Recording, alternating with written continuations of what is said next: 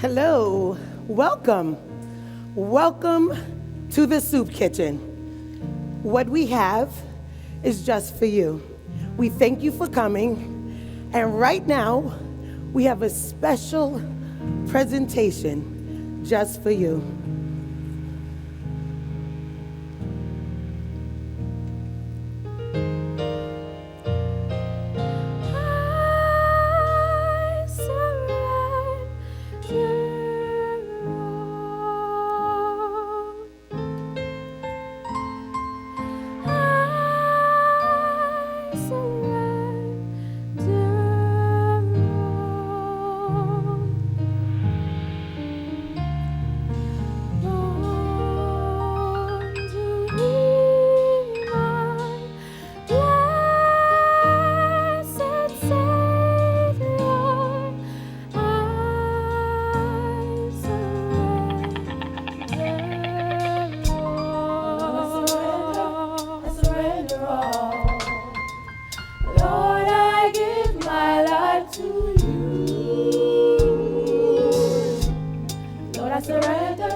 I surrender all.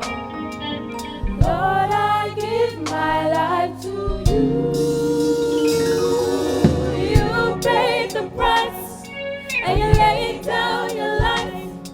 You bled and you died to save a wretch like me. So now I see that you did this for me.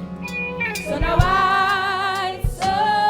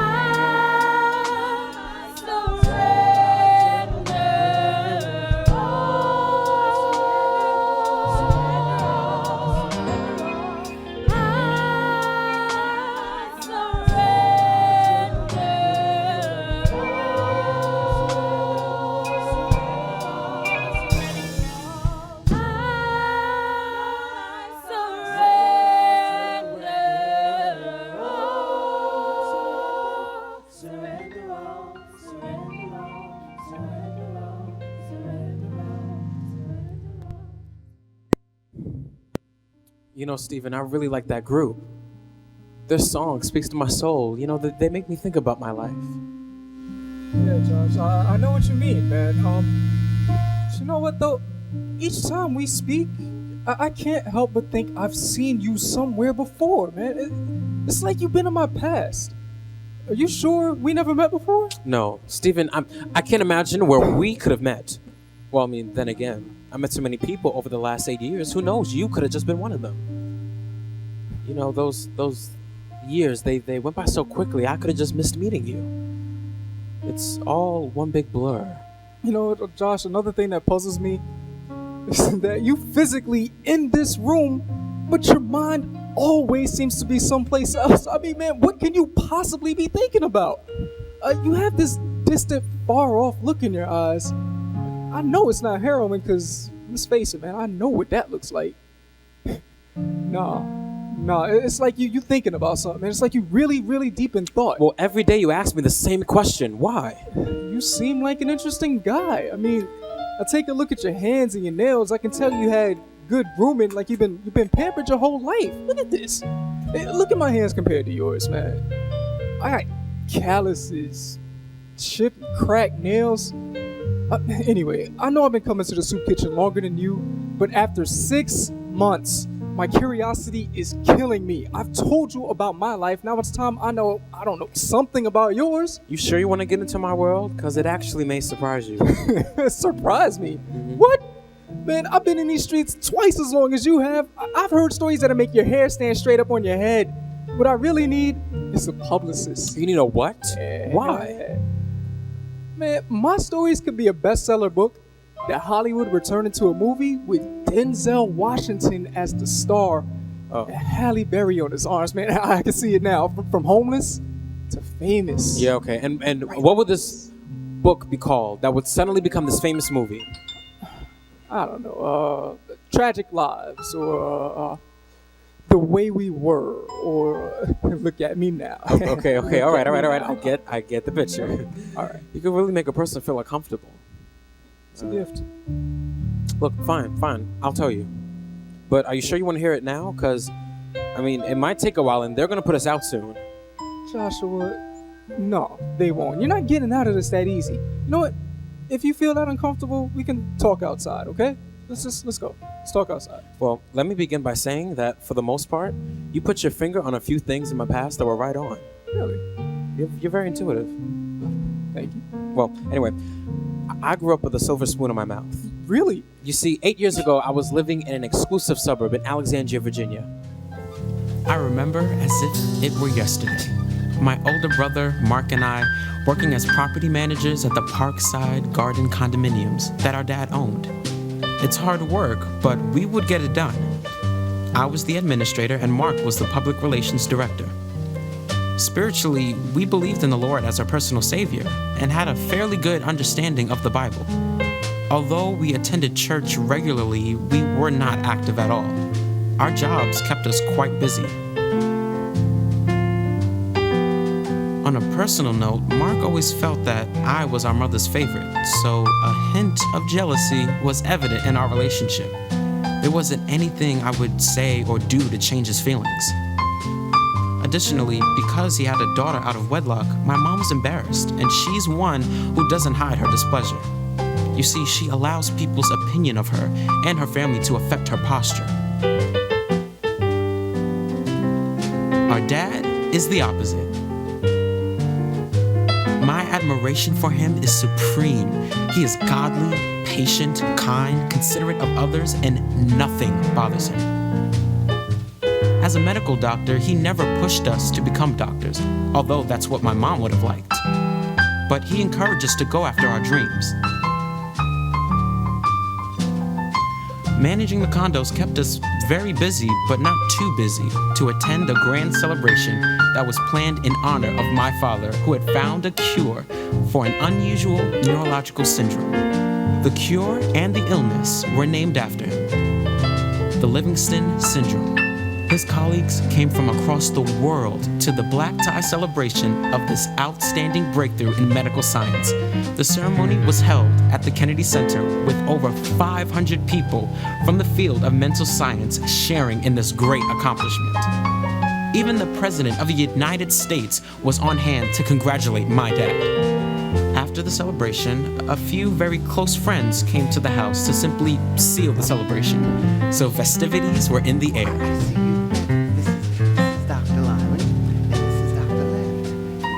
We had a delicious meal with laughter and more positive encouragement.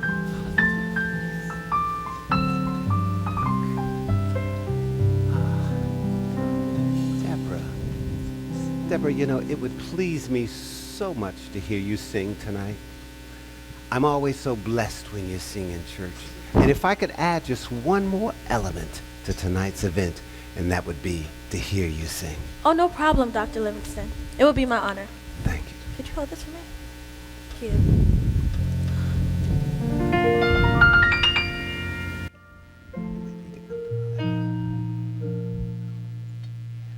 Great is thy faithfulness, O God, my Father. There is no shadow of turning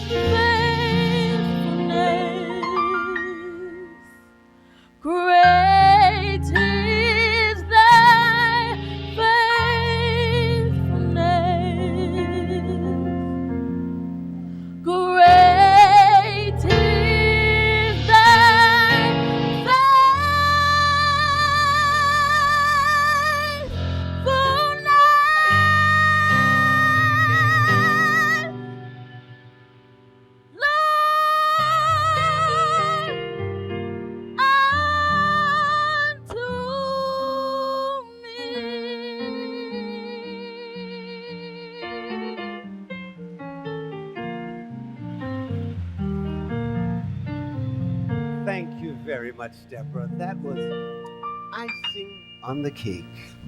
Well, it gives me great pleasure and honor to welcome each and every one of you. And thank you for your best wishes and kind support. You know, I watched people suffer with this debilitating neurological syndrome. It would cause a jerk, loss of vision, and permanent brain damage. All I can say is because of your continued prayers and your support is why we're here today and the reason for this great and mighty accomplishment. So let us all raise our glasses in celebration to each other, and also let us give a thanksgiving of toast to the Lord for making this all possible. Yes. Father, Yes. I know you like to thank God for all of your accomplishments, So true. but I want you to know that you deserve all the credit. Look, I've watched you. I've watched you slave over transcripts, trudge through medical papers, read and reread medical journals, trying to find a cure for this condition that God allowed. Okay, look, you did not bring this condition on the people. God did, but you found the cure. So, I raise my glass to you, Father. Mark, what are you saying? You already know how strong Dad's faith is. He believed that God brought him out, and so should we. Look, you see, I believe that this isn't the time for... Sorry to interrupt you, son. And you're right. God does deserve all the credit. Anyway, everyone, let's continue to the dining room. Dinner is now served. Follow me, please.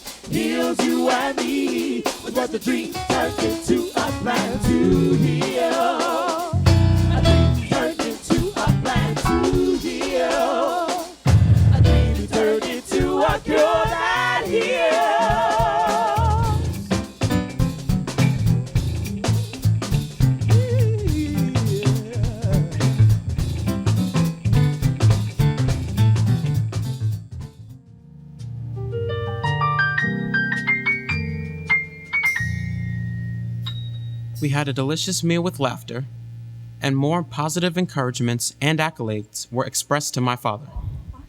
Mom and Dad retired for the night.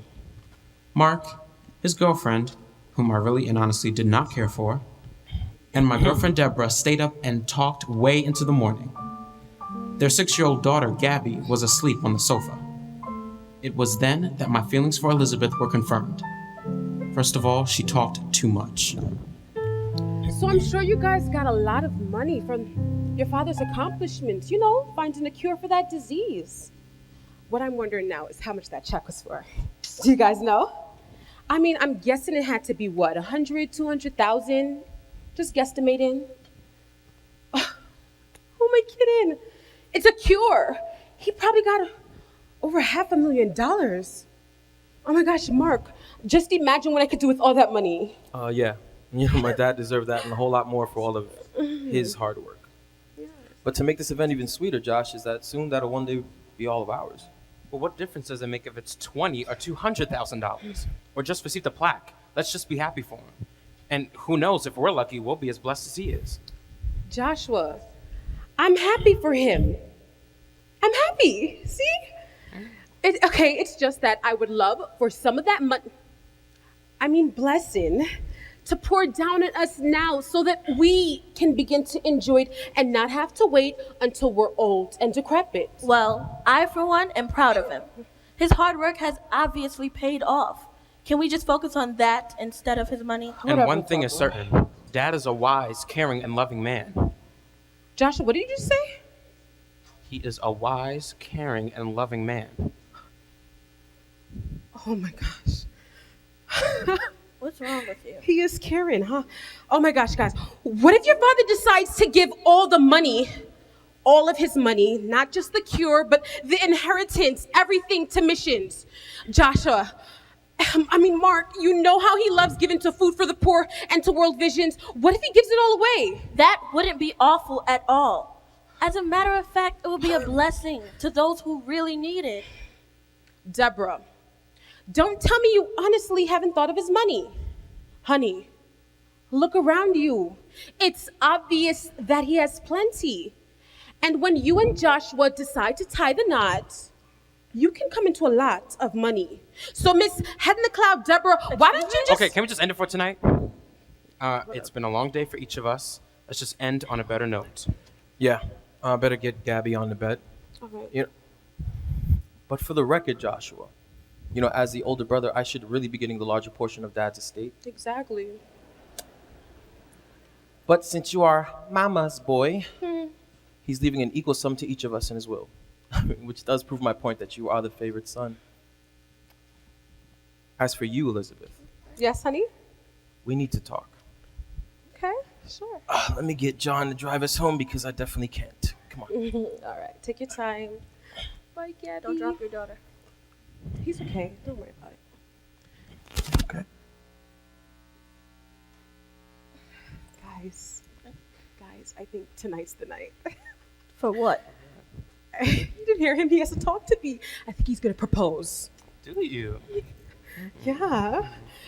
Anyway, I don't know why he didn't drive the Bentley tonight. You know, it has so much more room for me and Gabby to spread out in the back. The Lexus is getting a tad too tight for us. Elizabeth, Alexis is nothing to be ashamed of. That's what Joshua drives. Better recognize. Deborah, No, you need to just be thankful for transportation. listen, Deborah. Mark is not Joshua. And honey, I am not you. Thank God. Why do you find it necessary to share your opinion with me? I wasn't asking for a response. I was just making a point. I wasn't. You see, you're always doing that to me, Deborah, and I don't like it. Elizabeth, I'm not trying to offend you. I'm simply trying to say You simply that what? Should be sorry. That's it. Joshua, tell your girl to watch how she talks to me, okay? Deborah and I are on the same page. Excuse me. Look, Elizabeth, you're preoccupied with my dad's money. And you're also preoccupied with getting Mark to walk down the aisle with you. You better get a grip on it. Because word has it is that he's losing his interest in you. And who knows, maybe that's what he wants to talk to you about. Listen, Josh, Let me finish. Your obsession with money that isn't even yours is a little sickening. And Mark would be foolish to even waste his time with the likes of you. Joshua- He's only hanging on to you because of Gabby. So if I were you, I would play my cards right and see I've if I can had ace this enough game. of this. I'm tired of you guys. But I think and you played your final hand. Whoa! Get off of me. Whoa. What are you doing? Mark, don't worry about it. Let's just go. I'm ready. Just go. Wait, no. You ready? I'm done with you. What? You're out of here. Mark, what are you talking about? We're done. Mark, baby. No. I'm done with you. Mark, Mark, baby. Mark. We've been through too much. We've been through it all. I won't let it end this way. I'll stand here and beg you to stay. We've been through tough times, been here through the rain. I won't let you just walk out. I gotta say how it's going down, 'cause I gave it all to you. Too much time for you to skip town on love. Now you're trying to say we're through, and I can't believe you'll give up on love.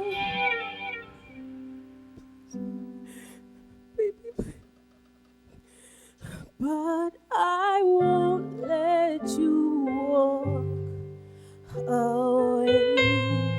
Oh no, baby, please don't leave today. Mark, listen, I'm so sorry, honey. We can work this out. Baby, dry your tears. Let me take you home. I love you. I've heard it all so many times. It's all about you and your selfish lies. You said you give it all to me, but I'm smart and girl, I can't believe you try to hold me back. I gotta leave. And if your love was real, you'd understand my need.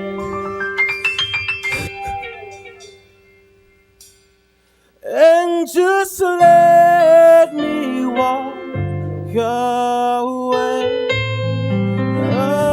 away, 'cause I'm leaving you today. I don't care what you say. I won't let you walk away. I don't care what you do. I'm not staying with you.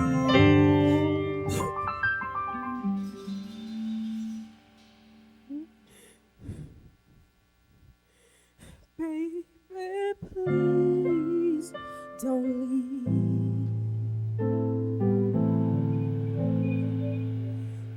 I'm sorry. But I'm leaving you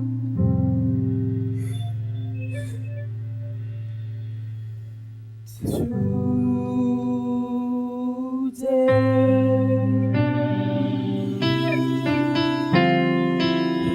Mark, I'm so sorry. Baby, I could change. Listen, look, I know Joshua spoke to you. We've had many talks about this, and yes, I'm leaving you because I know that you're in love with my money and not in love with me. Baby, what about I don't Jack? want to hear it. We are leaving.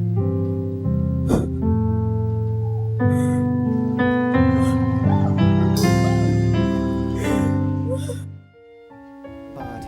I heard a lot of commotion downstairs. Did you? And did you see Dr. Jackson know. while she was there? You look she fabulous. Looked lovely, I didn't know. she? Oh, yes, please. Just a little bit, please. Just a little. Thank you. That's good. Thank you. Morning. Morning, Hi, boys. Good morning, boys. Didn't expect to see you guys so early this morning. I know. Come on in. Sit down and join us. We're just having a little bit of tea. Well, last night was a long night for all of us, and you guys are here already? Oh, well, we had some people interested in those vacant condos, and they wanted to see them early this morning. Yeah, you know I'm not a morning person, but I did what I had to do. I'm still tired after last night. I'm sure. I heard you guys like about 2 a.m., right? Yeah, It's really late. We were just kicking around a bit. But I thought I heard someone crying, though. It must have been Gabby whimpering when I had to get up to go to bed. No. Sounded like it was a grown woman, not a child. Are you sure you weren't hearing things, my dear? I mean, last night was a long night for all of us. An earthquake couldn't have awakened me. No. You know what? I'm sure it was a woman's voice. Was it Elizabeth? If I had to guess, I'd say the voice sounded just like hers. Well, Mom, you already know how you are. You always want to start up some trouble about somebody. Josh, No, it's fine. They're gonna find out sooner or later anyway, right? I thought so. I thought so, honey. Yeah. It was me and Elizabeth. We had our last fight last night. Your last fight? No second chances? Yes, Dad. We had our last fight. Look, man, look. She's a leech hanging on to me for what she thinks she's gonna get if we get married, and that's not happening. She's just a gold digger. I remembered when the two of you were so much in love. Now, you mean to tell me you can't work things out? David, you are always trying to work things out for people. Sure, you found a cure for the neurological twitch, but honey, this is not a medical condition. It's a condition of the heart. Look, I don't want her mother in my daughter's life. That's it. At that point, that's all I even care about. And Dad, for your information, we've had too many fights. Yes, this is it. We are over. But you're gonna have a hard time pulling that girl away from her mother. No, not when I'm right here. Oh, you will not interfere. That child is as much as mine as Mark's. She's my granddaughter, honey. I simply want my daughter with me, not her. That's it. I am with you 100%. You know what? I don't know. I think that girl has something yet to be revealed. Some baggage or something. I don't trust her. Don't trust her at all. Lois, you're always judging, you're always condemning, you never see the good in anybody. But what if Mom is right this time? What if Elizabeth has something hidden in her closet that will surprise all of us? And what if she really is after as what she sees as a gravy train? Excuse me, gravy train? Whose gravy train? Yours or mine? Because from my perspective, your train doesn't have very much gravy in it. So please understand this. Give her one more chance. And if she blows it, well then, we know she's not stopping at this station. That's just it. She's banking on my future. And your future banking is in my hands. And since I am alive and well, it doesn't look like your future's gonna be today or anytime soon. So what's the hurry, son? Look, in church tomorrow, take the time out. Pray about it. Ask the Lord to heal your hurting emotions and hear what he has to say. Well, you know what, though, David? You always override what I think or feel. You simply ignore my opinion or just don't listen. I just don't understand. Look, I don't plan to go to church tomorrow. Oh. I am a grown man and I will make my own decisions where Elizabeth and I are concerned. Son, you're upset, and it's quite very, very, very evident you're angry, okay? So much can happen in one day, Like Elizabeth taking Gabby and running away with... Well, Mom, you don't think Elizabeth would have the nerve to take Gabby away from me? If she's after your money, honey, if she's after your future banking, you never know what she'll do if she sees it slipping away. Dad, what do you think? Mom's making sense. Of course I am. It sounds plausible, and it also sounds possible. But if she is after what I think she's after, Gabby is her way of staying attached, and that she will not jeopardize.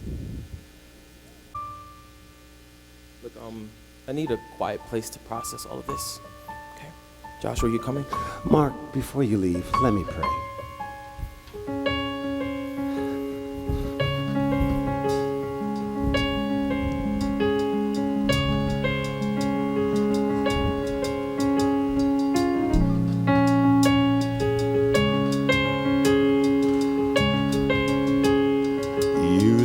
the tears in his eyes. You see the pain inside. You see the brokenness, ruptured and scars. You see each pattern and beat of his heart. Lord, help him just to believe. Show him you're all that he needs. His life may be dark, filled with doom and despair. Just show him, Lord, that you're there. Lord, touch his heart. Open his eyes. Whatever's dead and gone, you, Lord, can bring it to life. Lord, touch his ears. Let him know you're near. His heart is in pain. Lord, fix it again. Today, you see his soul. He needs new life. Lord, touch his heart. Open his eyes. Thanks for your prayer, Dad. I really appreciate it. Come on, Joshua.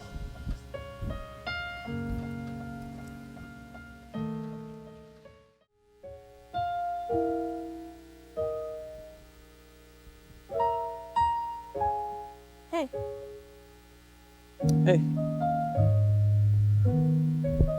I came as soon as you called. You didn't sound like yourself on the phone. Are you okay? yeah, look, sit down.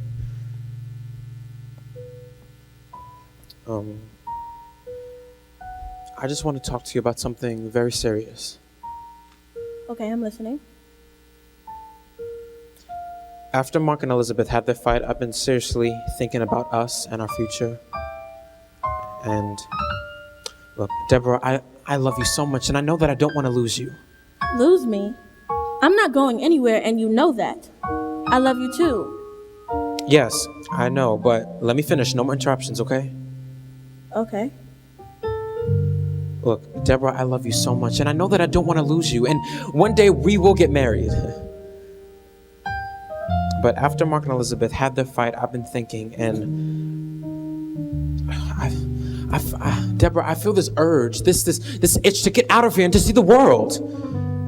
I know I don't want to be limited to just this house and working for my dad my entire life. There are better things out there in the world for me. And I know that I want to travel the world at my pace, with my peers, with you. And this morning, it became clear to me that I won't be getting my inheritance until Father dies.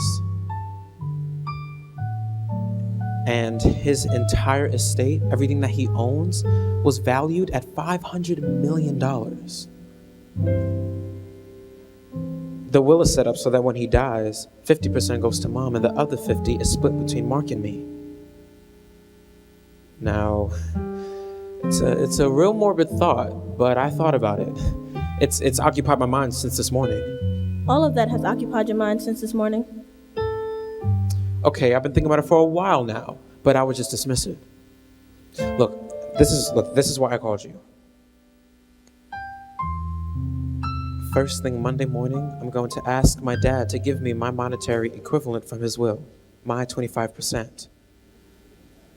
I'm thinking like 125 million, give or take a few thousand. I want you to come with me when I ask him. Deborah, I want us to go away together, to see the world, and my dad really likes you, and if you just go away together, it'll just make me very happy. Have you lost your mind?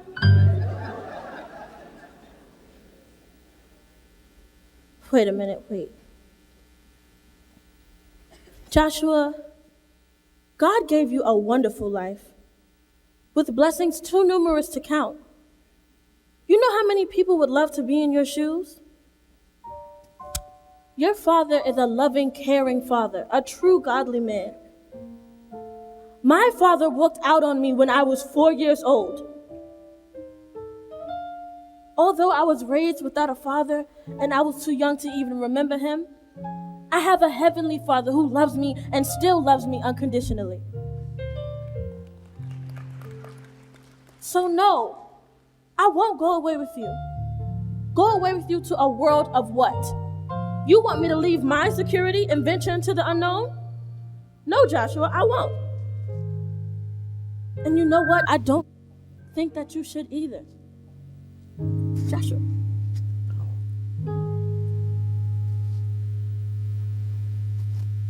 How can you look at me and say you love me, then abandon me? I know you feel that my love for you ain't real. It's like I chose my dreams over what you need.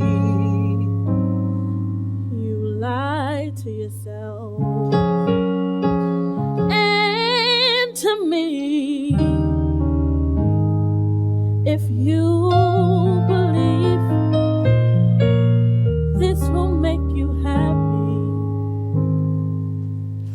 well, can't you see this world is calling me, and I'm going to answer?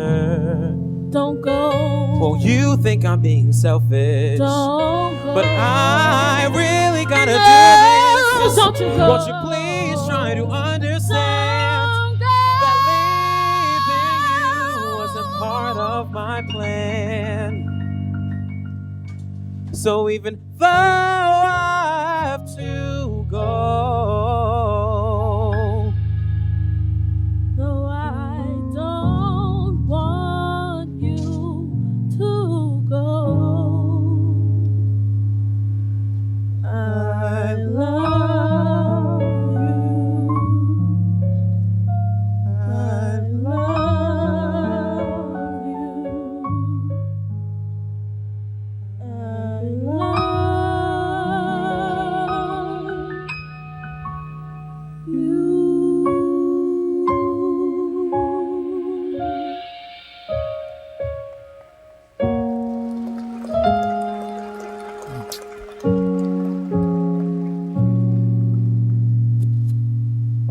I've changed my mind.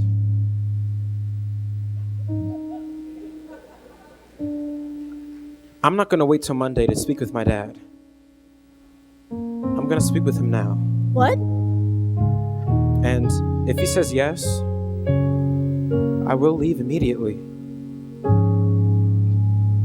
What? Where you?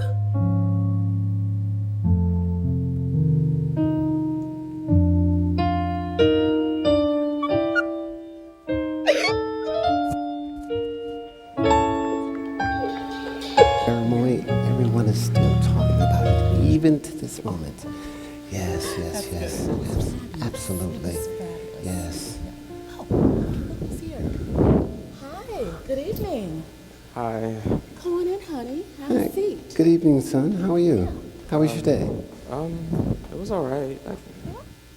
Sit Can down. I just speak with you guys for a moment?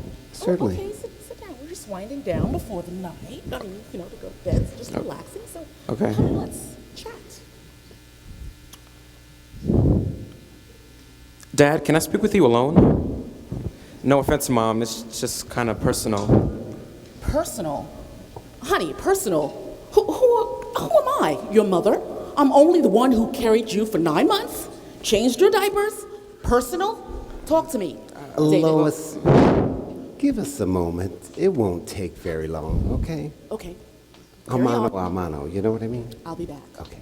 Okay. Okay, yes. Okay.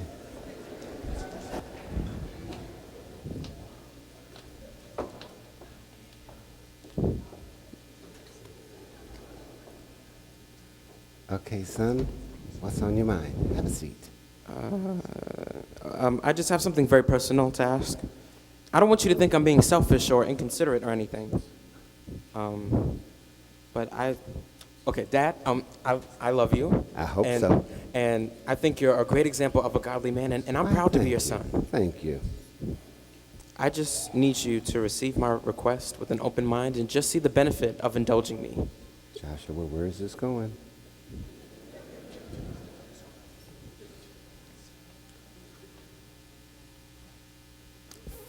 First thing Monday morning, I want you and the lawyer to process my portion from your will, my 25%, and let me have the funds by Monday.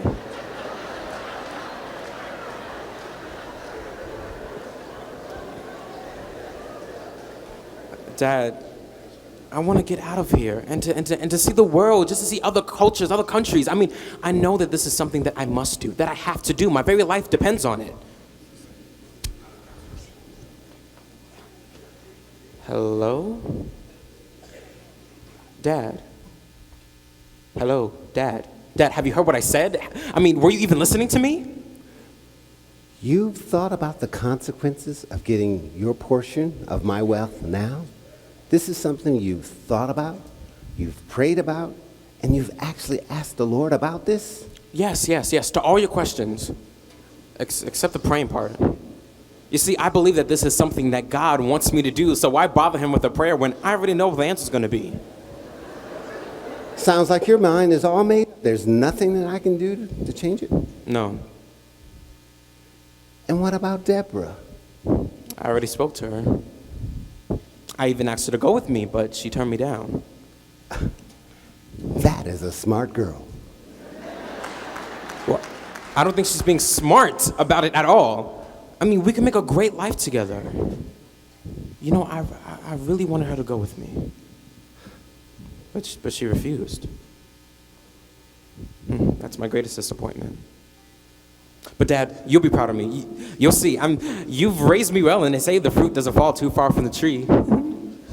Really? Well, from my perspective, the fruit has fallen on the other side of the tree. But nevertheless, I will still believe the Lord for you. And I'm going to ask you one more time, is this truly what you want to do? Yes. Well, you know what? I'm going to pray that God keeps that protective hedge all about you What? and bring you back to your senses and bring you back home. No. Don't make it sound so dismal as if I'm walking to the gallows. Well, sure, I'll be back. Better than I left. Look, I could just see my life now with fulfilled dreams and aspirations obtained. Also, plans mapped out? Destination in mind? Nope. No. No plans, no maps, nothing. Just far, far away from here. I mean, Africa did cross my mind, though. Even Australia. But I'll know by Monday. But what about the condos you and Mark are managing for us? Well, that's simple. Mark can handle everything. And how about the negotiations on the new acquisition? Both of you were handling all of the negotiations. Well, I didn't speak with him yet. I wanted to speak with you first. I'm heading over to his place once we're done. I'll leave all of my business in order, Dad. Well, I thought this was going to be a brief talk.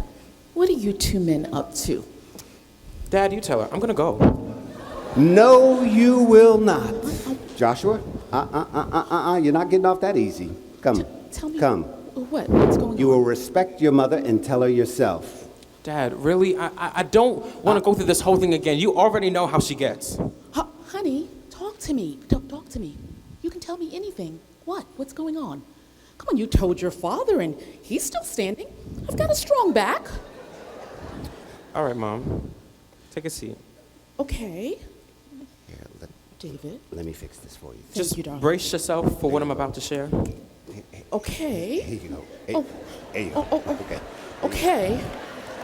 Do I really need all these pillows, honey? Yes. Oh, okay. Maybe I do need a pillow. Okay. Right?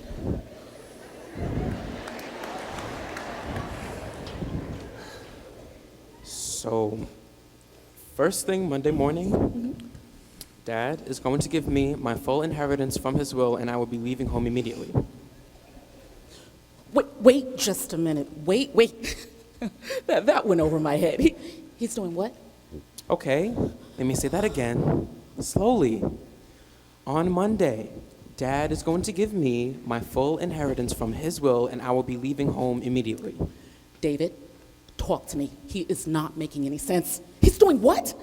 Well, Joshua has decided that it's time for him to clip his wings and move away on his own.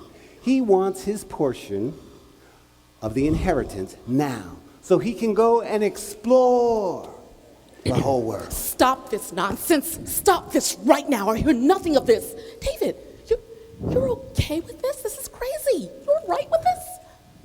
It's not what I want to do, but the boy is 19, and this is what he wants. But David, honey, you're not thinking.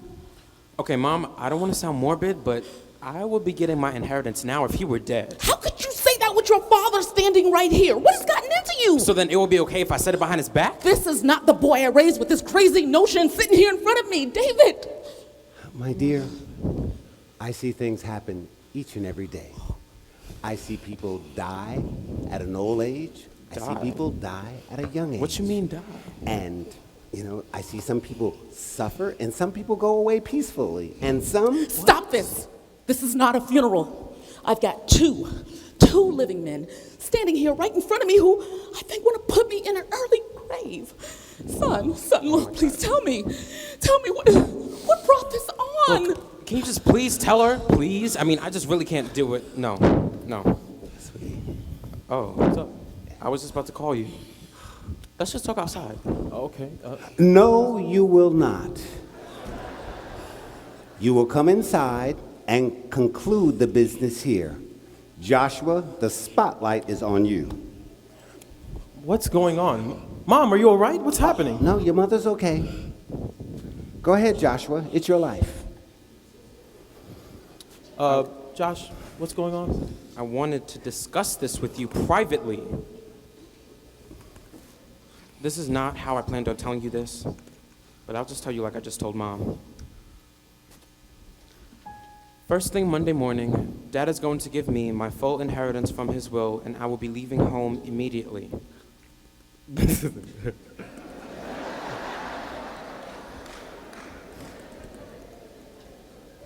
Oh, that's rich.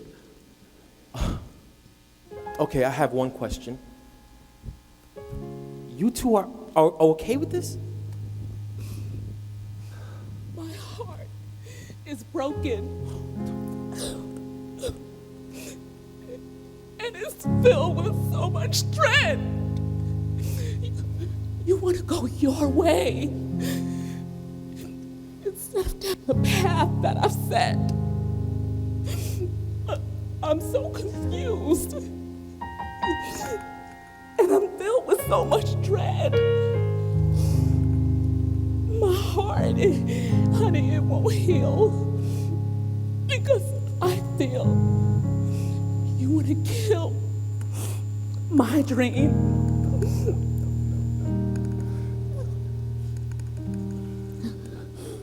I'm hearing what you said,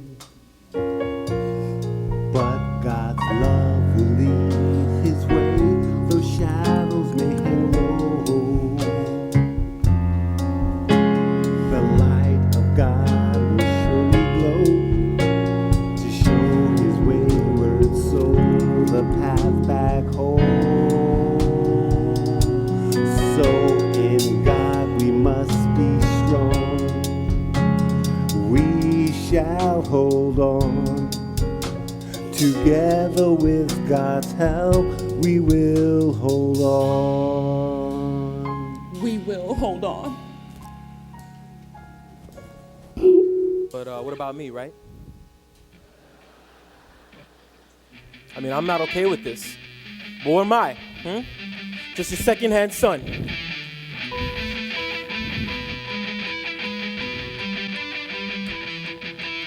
Who am I to say how I feel?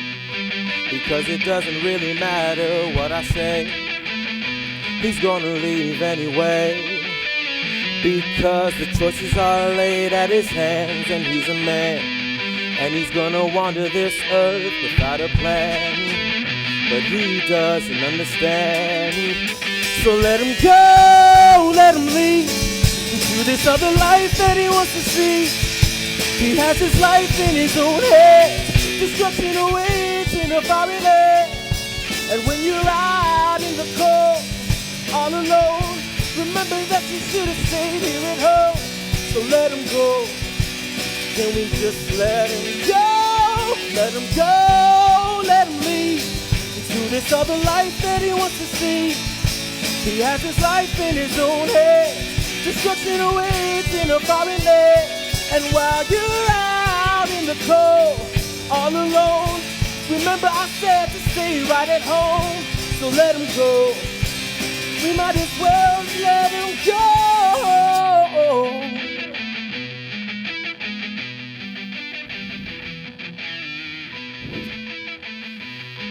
My voice has been drowned out amidst the selfish acts of my younger brother, your favorite son.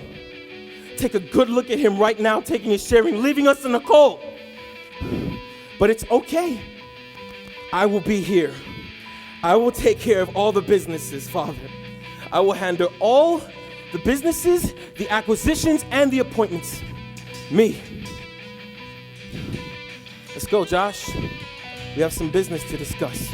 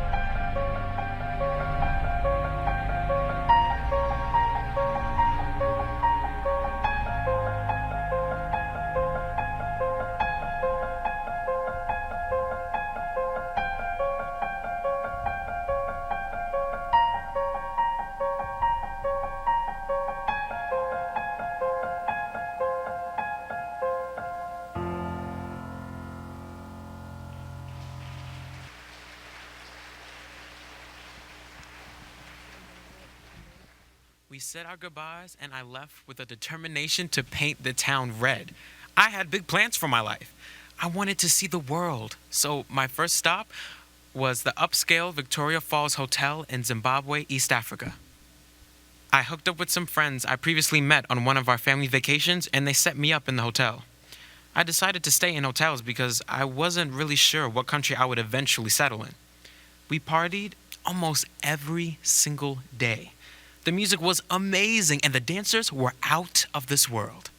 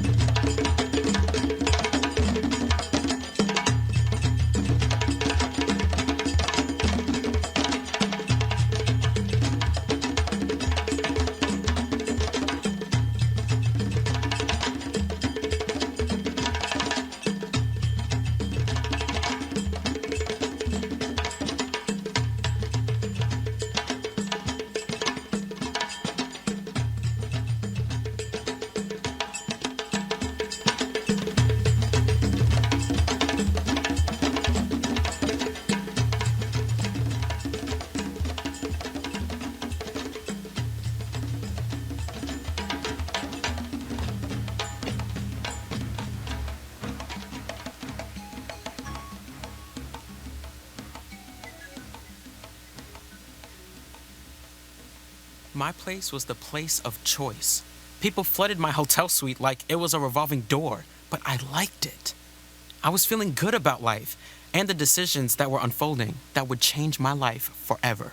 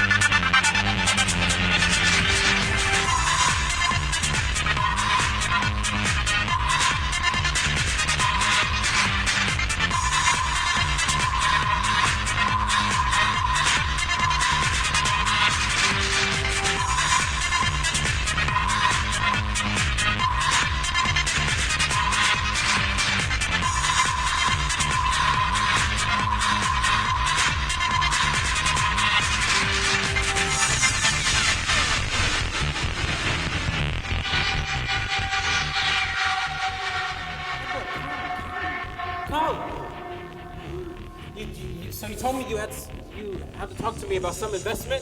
Yeah, man. Sit down. We in Africa. Listen, you need to be thinking seriously about your financial portfolio and where your investments are concerned. Because I know your father, and he made some pretty good investments that were paying off pretty well. And if I may say so, young man, you have benefited quite nicely. Well, yeah, but I mean, I kind of want to make my own decisions because I kind of like this independence. Now, that's what I've been wanting to hear. You see, I wanted to make sure that the daddy strings were cut and that you were very much your own man. Oh, yeah, I'm definitely my own man. So go ahead. Well, there's this American investment company that's been paying some great returns.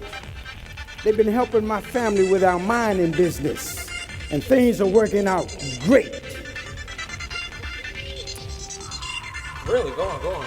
You know, actors, politicians, businessmen, just regular people trust this company because they've been giving such great returns.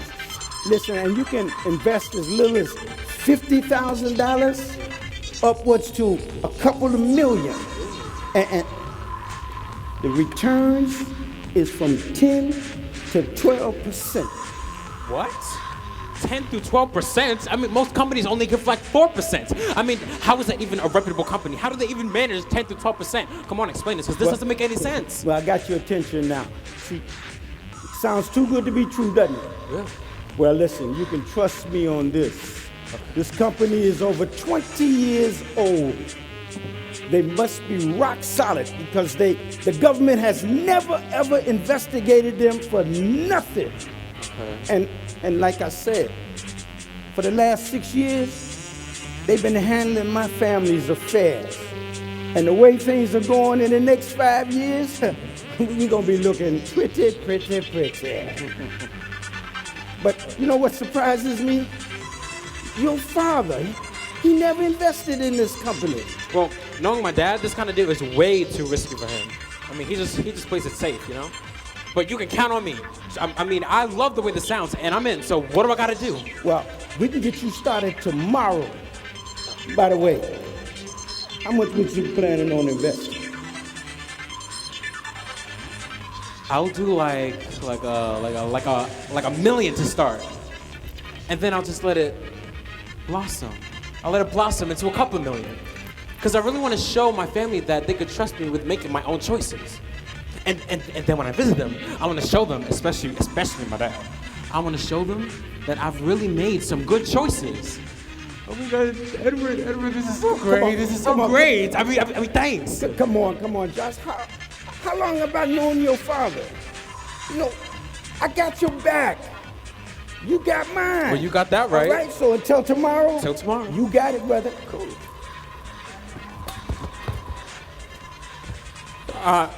I didn't mean to do that, Mr. Limbs. I'm sorry. I No, didn't mean... stop. Huh? It's okay. Get that?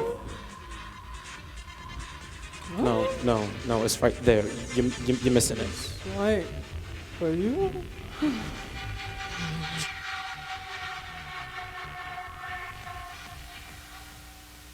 The very next day, Edward and I went to the bank. We met with the investment company, and I proudly sealed the deal with a very unusual confidence. My independence was beginning to feel real good. I knew that when I returned home, I would hear my father say, "Well done. You have been good and faithful. I can certainly trust you to be a wise steward." Anyway, I remained in Africa for just over a year and made my way to the Middle East, where I stayed at the luxurious Capital Hotel in Dubai. This afforded me the privilege to meet and mingle with several oil tycoons, Arab kings, and crown princes. The nightlife was amazing, so I was never without friends and acquaintances who saw my place as the cool spot to lay low and have a good time. My suite was always full of people.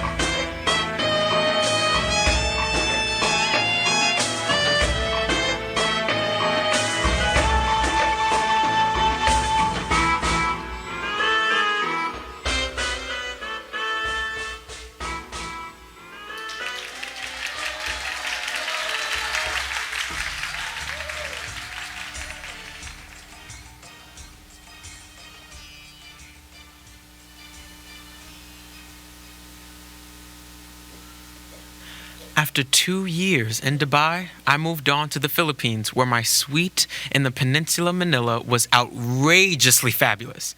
Business travelers quickly found my space to be the place to linger, relax, and mingle. The people were friendly and always looking for action.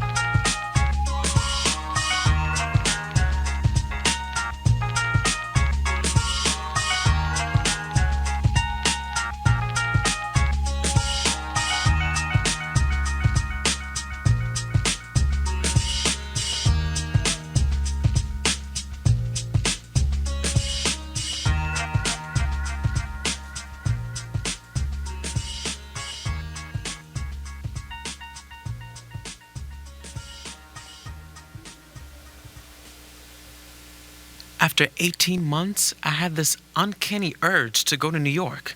I cannot explain the prompting, but it's as if I was being summoned. So I packed up once again, said my goodbyes, and headed back home. That is to New York, of course. Oh, by the way, lest I forget to mention, I did email, send text, and even tweet so that my family was aware of my whereabouts. I stayed off Facebook, though. You want to know why? I did not want to share all my personal details, because you already know how people are quick to judge without having all the facts. So, New York became my home at the W, a lavish 4-bedroom suite.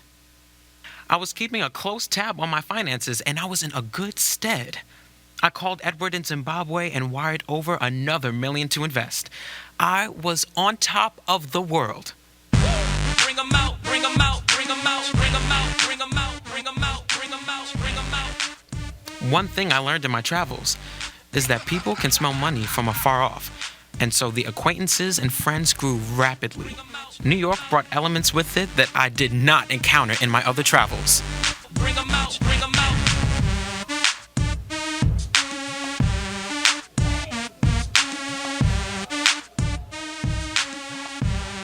Bring 'em out, bring 'em out.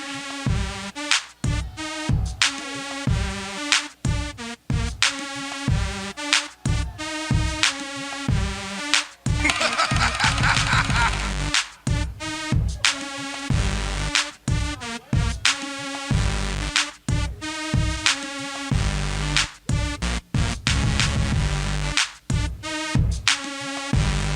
Bring 'em out, bring 'em out.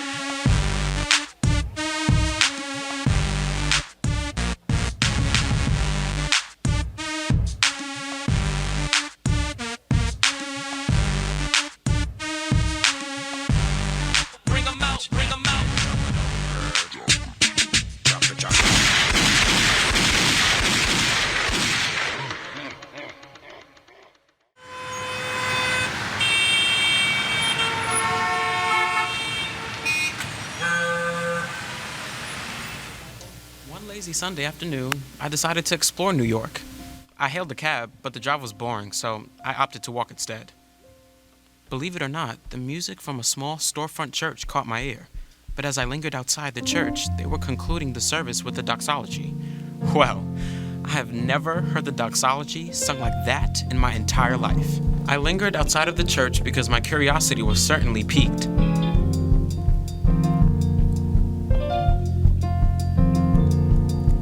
Praise God from whom all blessings flow. Praise Him, all creatures here below. Praise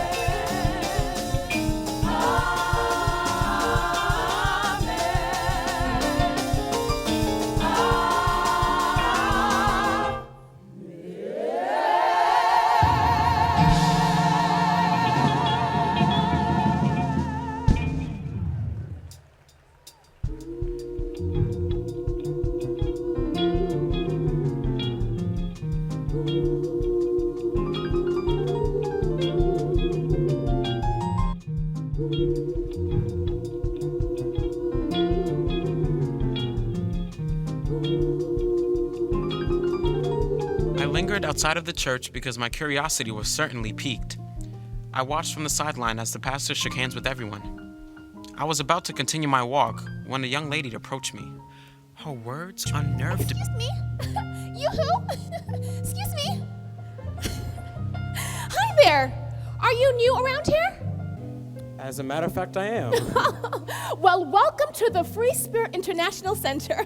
How new are you? About 6 months. Oh, I noticed when you came in earlier. Just a little late. If you wanted to come back again, our service starts at 11 a.m. on the dot. Well, although I would love to come back to hear your choir sing again, Oh, they're just amazing. I don't think that's gonna happen.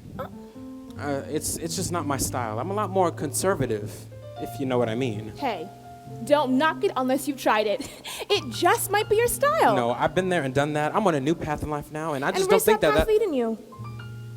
Okay, that's a personal question, and we haven't even been introduced. I am terribly sorry. Please forgive me. My name is Callie Jenkins, and yours?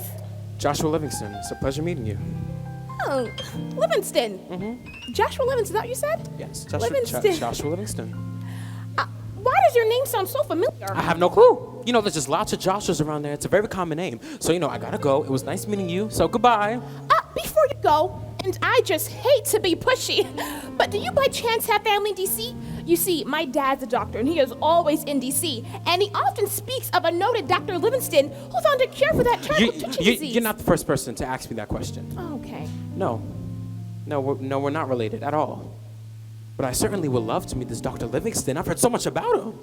You what? Oh, Joshua, I can arrange a meeting for you. As a matter of fact, Dr. Livingston comes in and out of New York all the time. No. I can get you a meeting. Where do you live? I can No. pick you up in the morning. Stop it. I am booked up all this weekend. I will be leaving town soon. I can make it happen for tomorrow morning. 9:30, you available that No, time? no, It's good no, for me. no, I can no, pick no, you up. stop it. When Dr. Livingston comes to New York, where does he stay? The Waldorf. My dad meets him there all the time for brunch.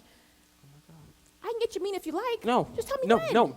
Thanks, but no thanks. I'm booked up all this weekend. I definitely will be leaving town soon.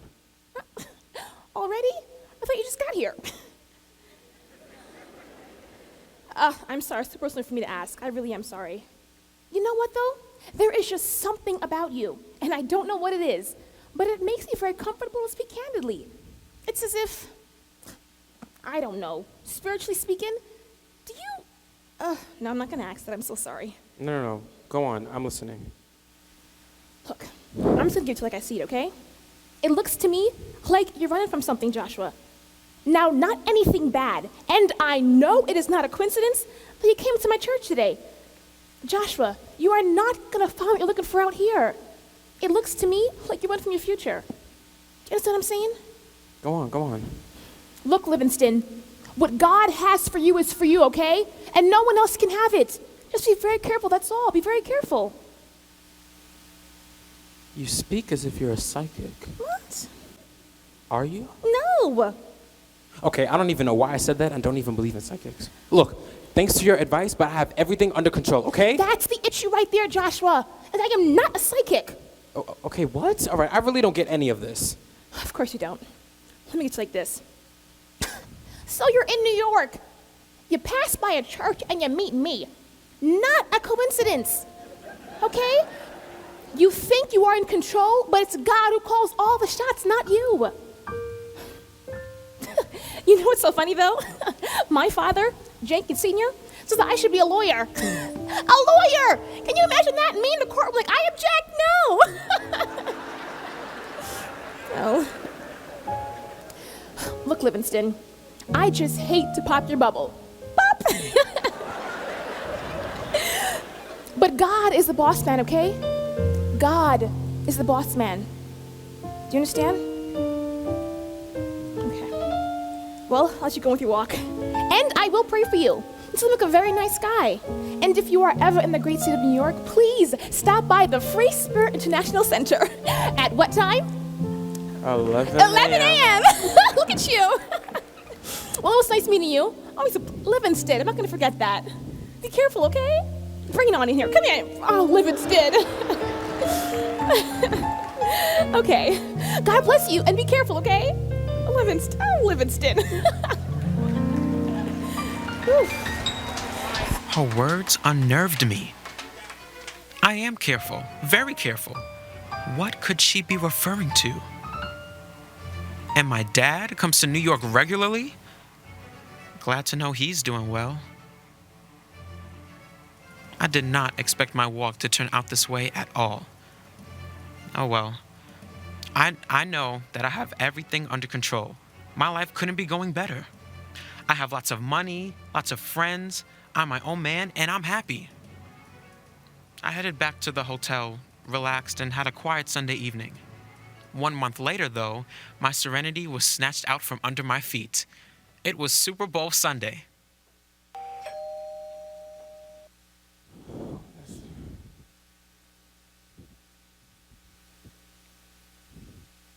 Hey, Melanie. What a surprise. Come on in. Take a seat. So, how are you? I'm good. How are you? Oh, I'm okay. I'm just winding down for, well, Sorry, Joshua. it's okay. I'm just winding down before the guys get here for the Super Bowl. The maids took care of everything, so they won't even be back until this evening. You know, it's kind of unusual for me to have this downtime. Anyway, so what brings you here? Nothing really. I just wanted to see you. Oh, what, you need some more money or something? No, Joshua. I wanted to talk about us. Us? Seriously? Melanie, I've told you time and time again that I am not interested in you at all. I hear you, but I don't believe you, Joshua. There is no way we could have been that intimate and you don't love me. Melanie, that was one time. One time. If I had known that you would have got this attached, I would have never gone that far. I mean, I just wish I could relive that day to show you that. Well, Joshua, I relive it every day. And I want more. No, Melanie, stop. I mean, I know that we're not meant for each other, and even if we were, I would be no good for you. Yes, you would be, Joshua. No, Melanie, please. I mean, I love you as a friend. Haven't I been a good friend to you? Yes, you have been a great friend, financially and emotionally, and that's just it. Why would you be so kind and generous to me, Joshua, if you don't love me? Please try to understand me when I say this. I do love you, but not romantically. I love you as a brother would love his sister, and that's it. But you wouldn't make love to your sister. Okay.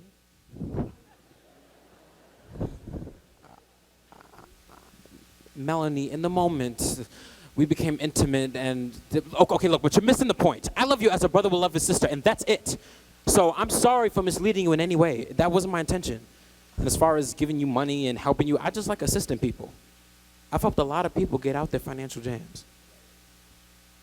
So, can you please forgive me? Melanie? Melanie, can you forgive me? Please, I have to know that I'm forgiven. Melanie, why are you crying? Come on. Melanie, tell me what's bothering you. What is on your mind? Joshua, you were making this very hard for me. I thought that our lives would be interwoven together, but I was wrong.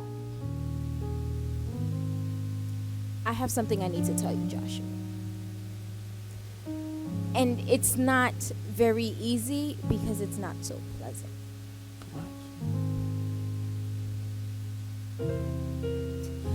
Joshua, I have chlamydia. And I know that I gave it to you, so you should go get that taken care of. Now it's my turn to ask you for forgiveness and tell you that I'm sorry.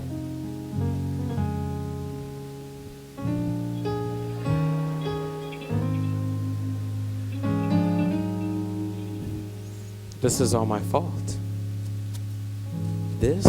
All of this is all my fault. I mean, I just never should have.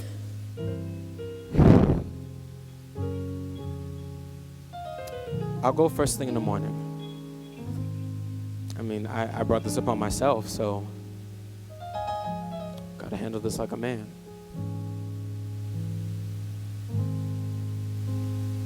Melanie, I'm sorry for causing you so much pain.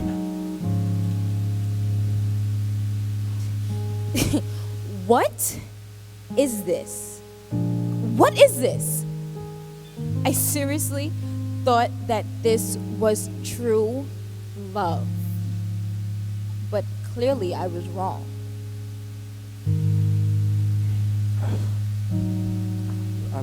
Melanie, look. Just look forward. And be encouraged once again. Your heart will sing. I know it's not that easy. Just be encouraged once again. Your heart will sing. Your hurting heart will sing again.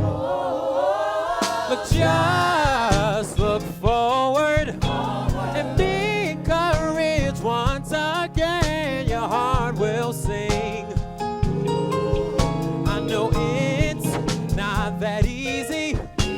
Look, just be encouraged once again, 'cause your heart will sing. Yes, your hurting heart will sing again. Yes, your hurting heart will sing again. Yes, it will sing again.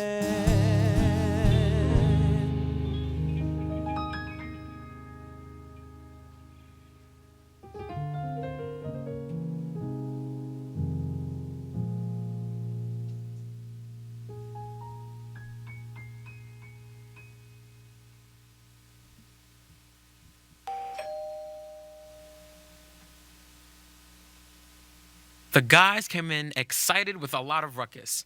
They settled on the sofas, ready to cheer on their favorite teams, the Giants or the Patriots. Part of the evening was gambling, because big money was at stake. I was not in the mood. My thoughts were elsewhere. But to show a spirit of cooperation, I placed a couple $1,000s in the betting pool. I was cheering for the Giants. The bets were split evenly.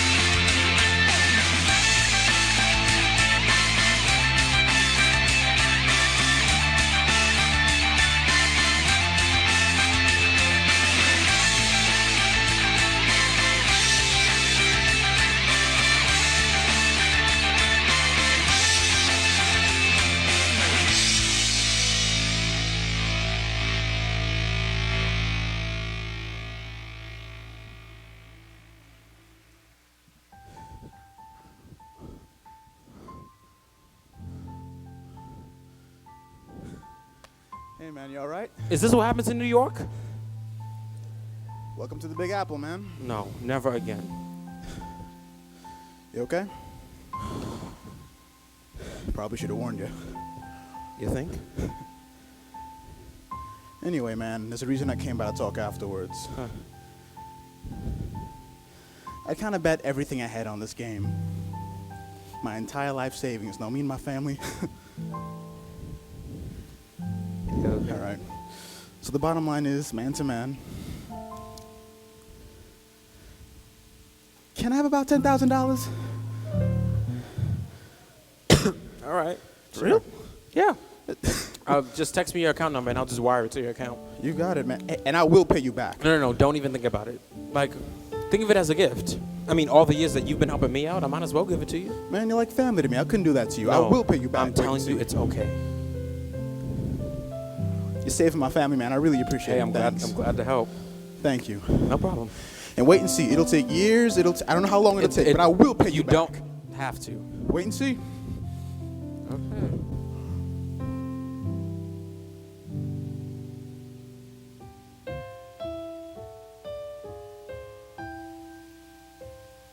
Needless to say, Timothy never paid me back, but of course, I was not looking for the money. I never really missed it. However, people began to see me as their personal bank, but I didn't mind. I felt good about my actions. More importantly, though, I developed meaningful friendships and forged healthy relationships. Or so I thought. After about 2 years at the W, with my life seemingly progressing along nicely, devastation came knocking at my door. I had become lax at keeping up with my accountant. Our weekly meetings turned into monthly meetings, and our monthly meetings became yearly briefs. And so when my accountant Henry called me, I knew it was either going to be great news or not so great news.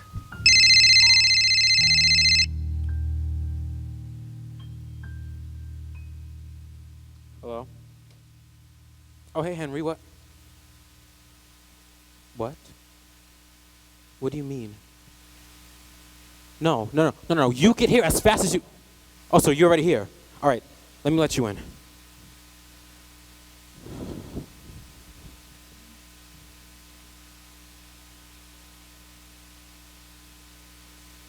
Henry arrived looking like he had lost his best friend. He was sweating and was very uncomfortable. I never saw him like that in all his 5 years as my accountant. He spoke quickly as if the police were on his tail. He told me that he was looking over my finances and that I was down to $50,000, which would not maintain my stay, and with my current lifestyle at the W for another month. I had to leave immediately. With anxiety building each second, I asked him to explain what happened. My heart rate intensified, my throat became parched, I grabbed for some water and I felt my knees buckling. So I found a seat to support my anxious body. He told me that all of my major high-tech speculative investments went belly up. My stocks and a new energy drink bottomed out because the FDA pulled it off the market. And the blow to my gut was that the bulk of my investment in real estate and the high-rise condos in Detroit tanked. It didn't end there. Remember my investments while I was in Africa? The American Investment Company turned out to be the Bernard L. Madoff Investment Securities, the largest Ponzi scheme in history. No wonder my dad stayed clear of that company. Well, I lost everything. And so did Edward and his family. Remember him? The family from Zimbabwe? They lost over $40 million.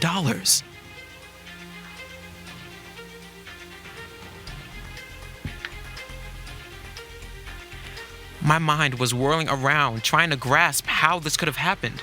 Losing everything? Being evicted? Henry was grabbing at straws, going through documents after documents. He was feeling it as much as I was, because I paid him very well.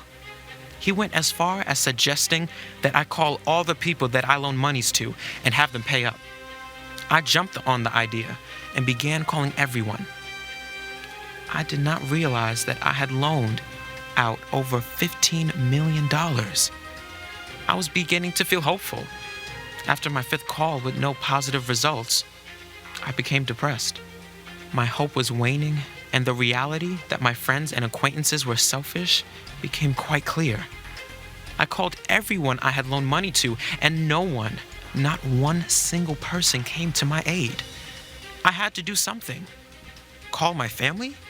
Absolutely not. I had amassed over $100 million, and now this? What was I to do? Downsize, of course. I called Melanie, and she was happy to let me stay with her until I could sort things out. Melanie had changed her life for the better. There was something different about her. She shared with me that she committed her life to Christ and that she made him a promise that if he healed her of her illness, that she would change her lifestyle forever and serve him. And that's exactly what she did. She was healed. Wow. I was impressed, but not enough to even consider a lifestyle change for myself. I stayed with her for a year, but my life never got sorted out. So eventually she put me out. I called on some other friends for help, but doors were closed in my face. The people who ate at my table, drank my wine, and partied in my suites deserted me as if I had the plague. Suicide crossed my mind on a daily basis. I remember at one point, the depression was so overbearing, and the constant pounding in my head to end my life almost drove me crazy. Just the thought of being out of this world and not having to face my father made suicide a welcoming thought. So I purchased 4 bottles of aspirin, grabbed some vodka, and planned to end it all. Finally, I would be at peace. But when I crossed the threshold of the doorway of my room, something pulled me into the bathroom and I flushed everything down the toilet. I remember thinking, what was that? I couldn't even take my own life. Alcohol became a mind relaxer and a thought soother. I stayed in a drunken stupor for days, and I liked it. My problems became one big blur. My world began to crumble. Eventually, I lost everything and was finally thrown out of my last rooming house and found myself homeless. Sure, I thought of my father, but my pride would not let me go there. Interestingly enough, I found people who could relate to my current state, and I learned from them how to survive on the streets. I ate out of garbage pails, hung out behind restaurants, and was not ashamed to go through the dumpsters at the fast food restaurants. I knew all the soup kitchens, learned where all the shelters were located, and the steam grates provided warmth for my cold body. I found another set of friends who liked me for me, and not for what I did not have.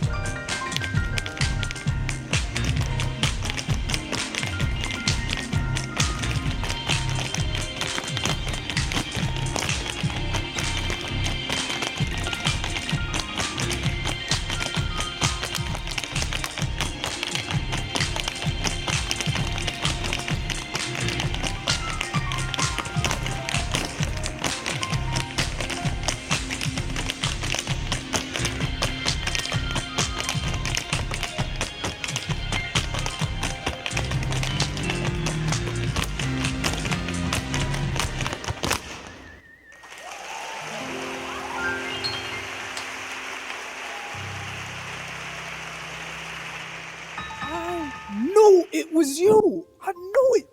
At the party at the hotel in Zimbabwe, man, I knew it. What? Wait.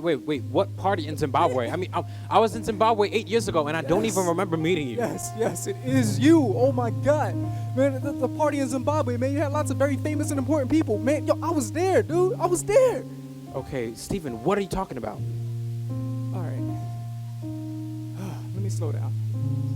At the party, I bumped into you with a glass of red wine in my hands. I spilled the red wine all over your white carpet. Man, I was petrified thinking you were going to get mad and kick me out, but instead you had a maid come over and clean up the mess. You don't remember? No. Man, you had just got finished speaking with, what was his name? Oh my God. Edward, the investment broker. Oh my God, that was you? Yeah. Stephen. Oh my God. Stephen, that was you? I've been trying to tell you that. I mean, you told me about your life before, but you have never mentioned Zimbabwe. Man, to be honest, that was a bad part of my life, man. I tried to block it out. Edward played me dirty, man. I lost a lot of money because of him. Look, Stephen, I feel you, but Edward lost a lot of money too. He got caught up in the same scheme I did. Look, anyway, how did you end up in Zimbabwe? It's a long story. I mean, my folks, they sent me there to college to study agriculture. You know, I did very well for myself, man. I found a good job. I became very successful at what I was doing. Man, I was a food and agriculture specialist for the UN, man. The UN. What? But I lost my job. I started gambling. Eventually, I knew I had to come back to New York, and that I did, but, you know, it didn't take long for me to fall in with the wrong people again, and gradually I hit the streets hard, and I ended up homeless. Now here I am, looking at you, Mr. Livingston, in the face. Man, who would have ever thought that we would end up together here like this? Man, this is spooky.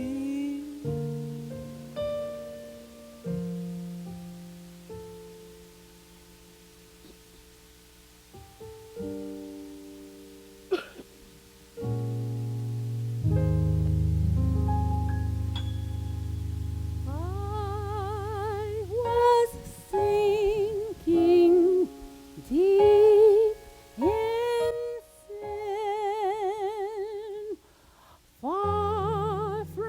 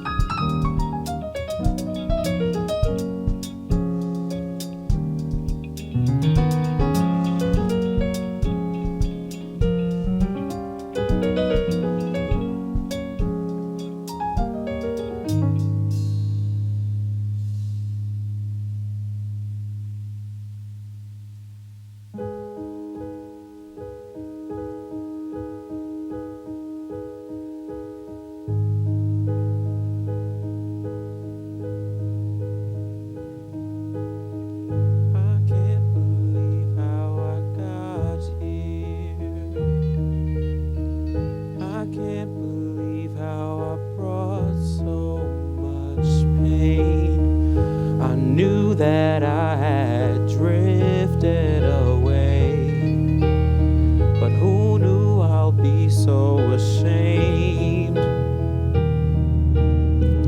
I've gone so far from home, and I don't know if they'll ever take me back. Lord, I know I brought disgrace, but please don't hide your face from me. Just Lord, help me get back on track. Just Lord, wash me, cleanse me, I need you now. Lord, I know I brought disgrace, but Lord, hear me out. One chance is all I'm asking to get back home, and 3 words is all I need. Lord, forgive me.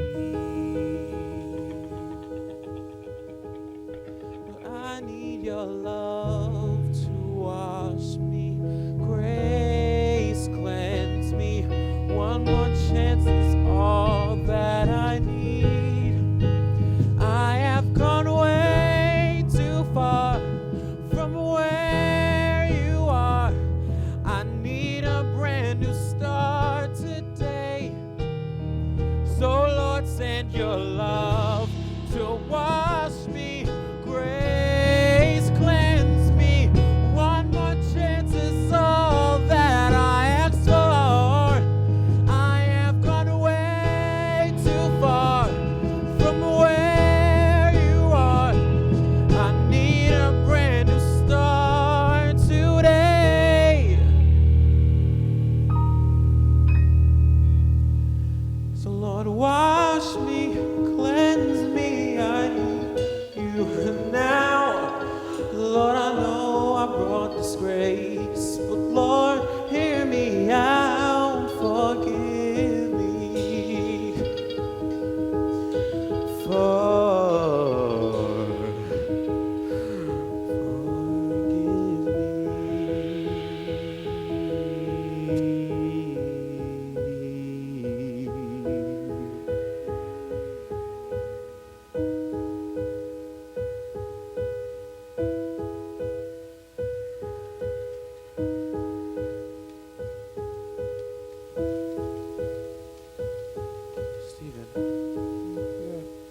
Stephen, What? I know what I have to do now. I'm gonna pack up and go home to my father. I'm gonna pack up, go home to my father, and ask him to take me back, but not as a son, but as one of his servants. His paid servants living better than I am. And I'll just ask him to forgive me for even wasting my substance on a life that didn't even honor God. Joshua, how are you going to do that? Man, you are broke. You have no money. It's going to cost you about $100 to get back to Alexandria, man. Where are you going to get that, huh? I'll borrow from the people who run the soup kitchen. They've been very good to me. Stephen, how about you come with me? What? Yes, come with me. My father will accept both of us, and we could both work as servants. Joshua, are you serious? You want me to come with you to your house? Yes. Nah, man, nah. How do you know that your father won't get angry and kick both of us out the house, man? Nah, this will never work. No, you don't know my father. He has a big heart. He loves people, and I'm sure he'll love you too. Look, all I want to do is go back to the place where I belong. Interesting? I mean, it's an inviting proposition and all, but Joshua, look at me. I'm dirty. I'm smelly. I've been in these streets for over 10 years, Joshua. I haven't seen the inside of a shower for a long time. Who can love somebody like me? Man, you sure your daddy would want to welcome a no good, dirty, low down stranger? I do. And as a matter of fact, I'm gonna invite Melanie to come with us as well. Stephen, Stephen, this is great. This is great. I mean, I'm going home. No, better yet, we are going home. All right, Josh.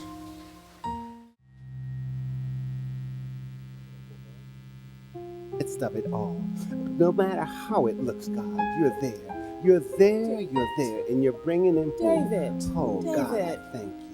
David, honey, it's been 8 years since Josh was left, and each day you stand on this balcony looking out that window, praying and looking. Baby, it's been 8 years. I will do that until I see my son walk through those doors. Honey, he hasn't called, text, or emailed in over 5 years. I miss our baby boy as much as you do, but I don't want to hope without hope. It's just too painful. Lois. Yes. Lois. Yes. Lois, I need you. I need you. Okay. I need you to believe with me. Okay. But honey, you don't know if Besides, if he were dead, if he were dead, we would have heard something by now. So that means there's life. And as long as there's life, there's hope. And I will continue to pray until I see my son walk through those doors. baby. Okay. Okay. I will too. I will too. Oh, hi, honey. Hi. It's quite all right. I didn't want to miss the prayer today. It's quite all right. You're not late, honey. Come on in. I think that I want to do the prayer today.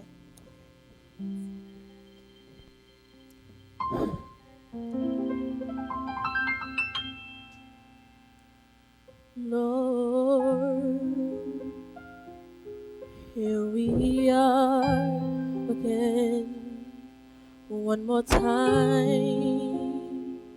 to seek your face. Please extend your mercy and your grace.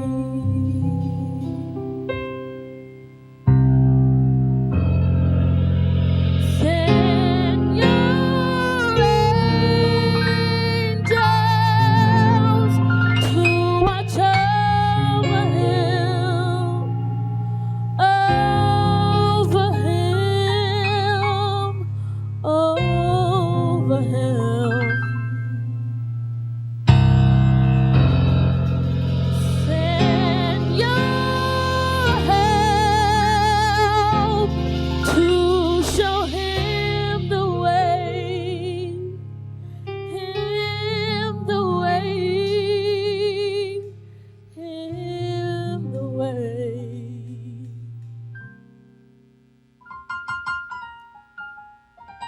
Grant him your blessings.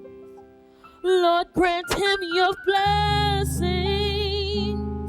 today.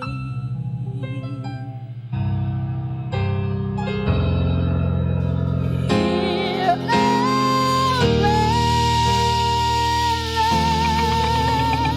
Hear our plea, hear our plea, hear our plea, hear our plea. We're crying for mercy. Oh, Lord, crying for mercy. Mercy. He needs your mercy. He needs your grace and your mercy. Your mercy. Amen.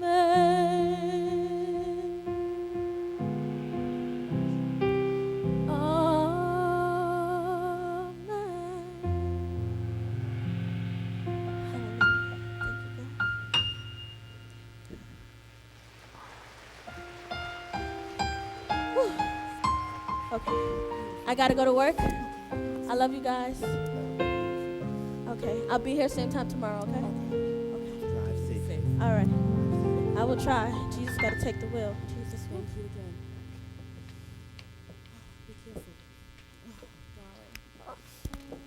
That poor girl. Honey, holding out for a man who may never return. Each day she stand at this balcony, praying with you each day. Lois, I admire her faith. You know, truth to tell, you could learn something from that. But needless to say, I have clients awaiting me. Of course. And as usual, at 12 noon, I will come back to this balcony and look out that window, because I don't want to miss one step of seeing my son walk through those doors. David, honey, I will be happy too. But honey, in the meantime, you continue to pray. I'm on my way to the gallery. I'll see you at 4 o'clock, darling. I love you. I love you too. Have a great day. You too, honey.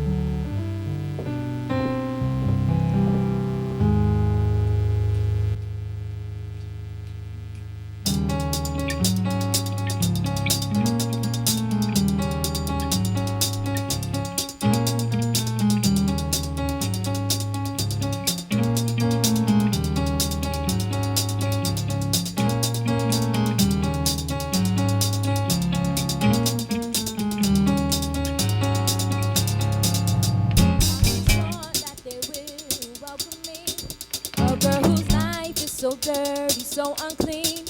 Yes, they will, yes, they will. But love lives in our home with the Father who sees only the soul. He will love you as you are. His love lives in our home. Wait. What about me? What about me? Can I be loved with the bad things of my past? Will they ignore what they see and give me a chance? I mean, look at me. I'm dirty, filthy, I smell. How can they love somebody like me? Will they accept me? Yes, they will, yes, they will. My dad looks way beyond where you have been. He looks for love within. His love lives in our home. What about you? What about you? Will he erase from his mind how you walked away? Will he forgive and forget and want you to stay? Yes, they will, yes, they will. His forgiveness is sweet and his love is complete. With open arms he'll greet. His love lives in our home. Yes, love is in our home. Love lives in our home. Let's go to a place where love reigns. Let's go to a place where love conquers shame. Love is in our home. Love is in our home.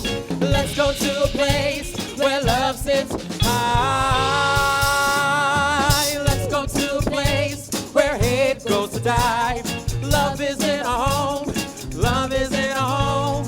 Love, yes, love, yes, love lives in our home. Lives in our home. Right. Yes.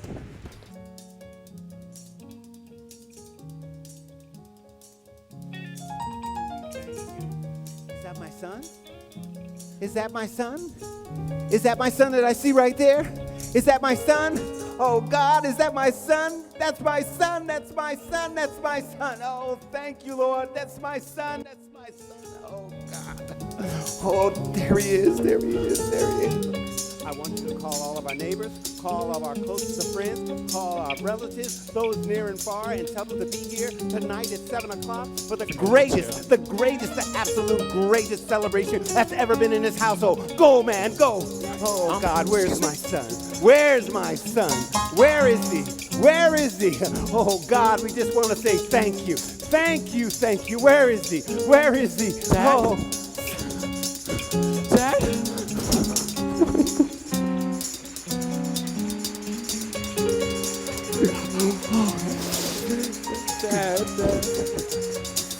Dad, I am so sorry. I mean, can you please look? Just please take me back as one of your servants, please.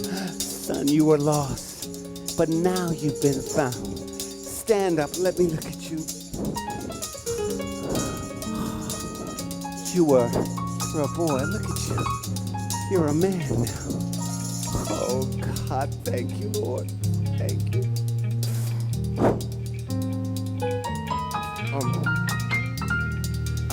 I brought two friends with me. Really? Melanie and Steven. Okay. Come. Is it okay if they stay a while? Oh, They're willing to be servants as well. Oh, absolutely. You know what? We're gonna get both of you guys cleaned up for tonight's occasion. All right? Hey, I'm glad to see all of you. You too, Steve. And Melanie. I gotta do it again.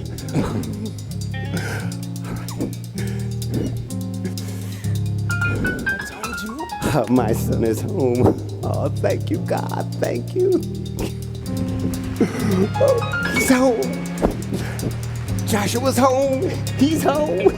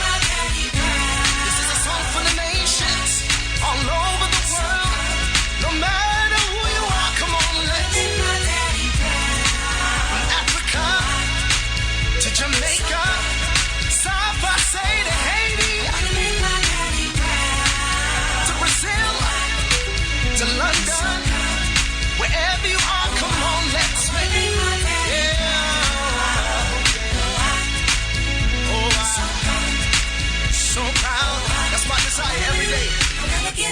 of my best, nothing less 100%. Father God, wherever I go, I want to make your glory known. And I will give you all of my best, nothing less 100%. Father God, wherever I go, I want to make your glory known.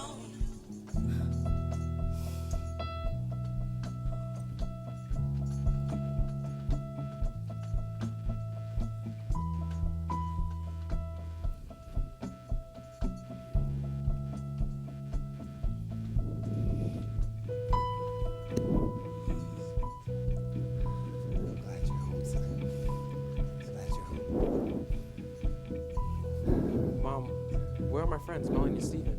Are we able to help them look special for the homecoming? Of course, yes. And Mark's on his way. Oh, he is? Mark is on his way. What friends? What friends did you bring with you? Melanie and Steven, please make them feel welcome, please. Honey, nothing can spoil my joy right now. I am just so happy that my baby is home. Oh God, thank you. And Mom, where's Deborah? Is she still in school? Is she married? I really want to see her. Honey, Deborah is fine. And no, she's not married. As a matter of fact, she's now superintendent of all the schools in Alexandria County. Really? And you know what? She and your father prayed every day for you. He prayed twice a day from that balcony, looking out the windows with the conviction that one day you'd come home. And you, Mom? Honestly, son, I was doubtful. I mean, not hearing from you in over 5 years, I thought you were dead. But you know what? Today, I am a believer that the Lord looks out for us when we're asleep and even when we don't believe. I am just so happy that my baby is home. Thank you, Jesus. Look, Mom, look. Can you just please forgive me? Of course. I just wanted to prove to all of you that I could just make it out here on my own. I know. But this world is vicious, and it'll eat you up and spit you right out, and that's exactly what happened. That it will. I'm so sorry. Please forgive me. I do, baby. I do. I love you. I love you. Oh, my God. I know, darling.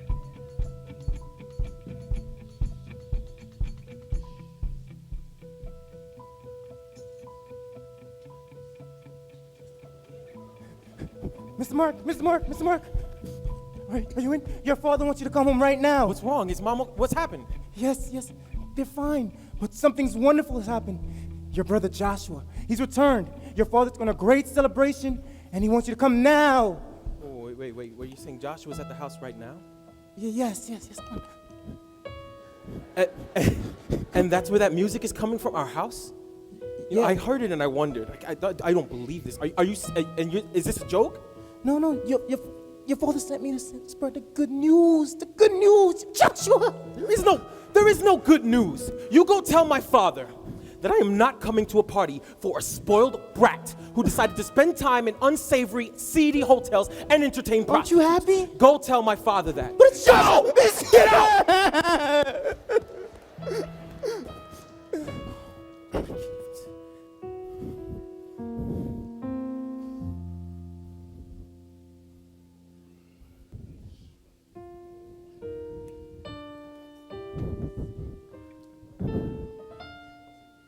Mark? How could you do this? How could you do this to me after everything he's put us through? It's your brother. It does not matter. It is your brother. He's blood. It is your brother.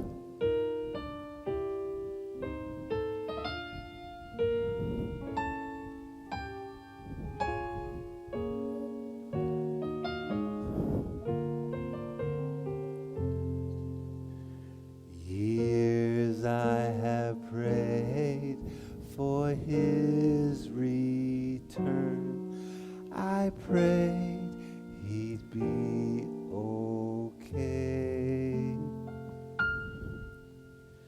Years I've been running from where I belong. I'm here and I'm here to stay. You keep saying he's my brother. But where has my brother been for the past 8 years? It doesn't matter. 8 years doesn't matter? It doesn't matter. He's your brother.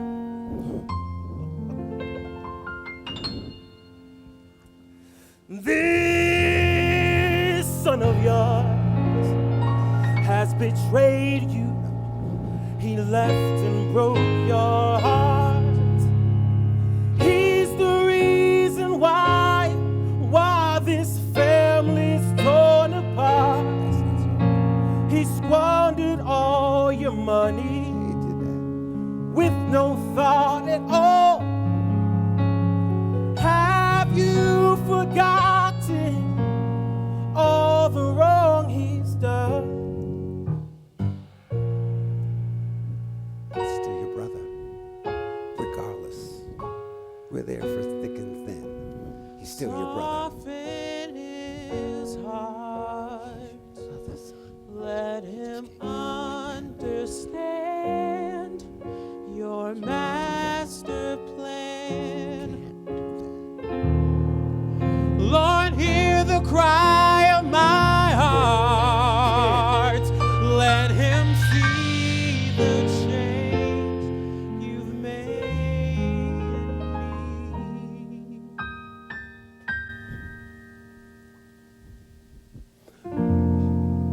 Show your brother forgiveness. He was lost and confused. Now he's come back home.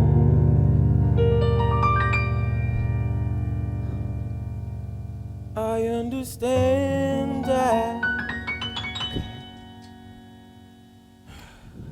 I will forgive him.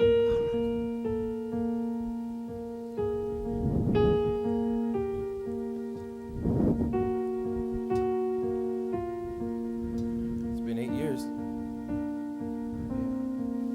Look, Mark, I'm really sorry. Truly. That's cool, man. I forgive you. You're my brother, right?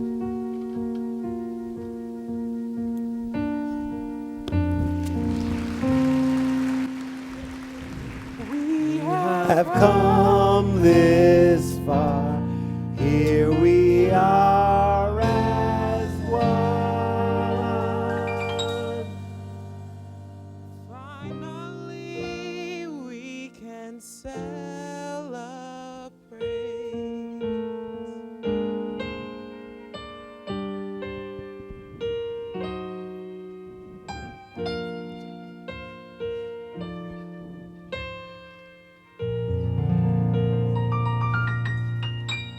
Hold on. I gotta find Deborah. She's here somewhere. She's here somewhere.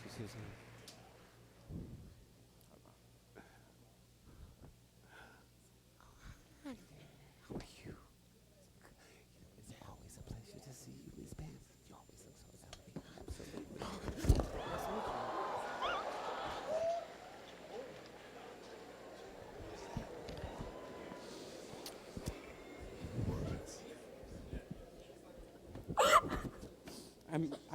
I missed you while I was away. But today lets me know I really couldn't love anyone else but you. I love you too. I always have. Although there were a couple of guys who tried to get into my life and say you were dead. But you know, Who? I knew the Lord was keeping me for you. Who? What guys? Don't worry about that.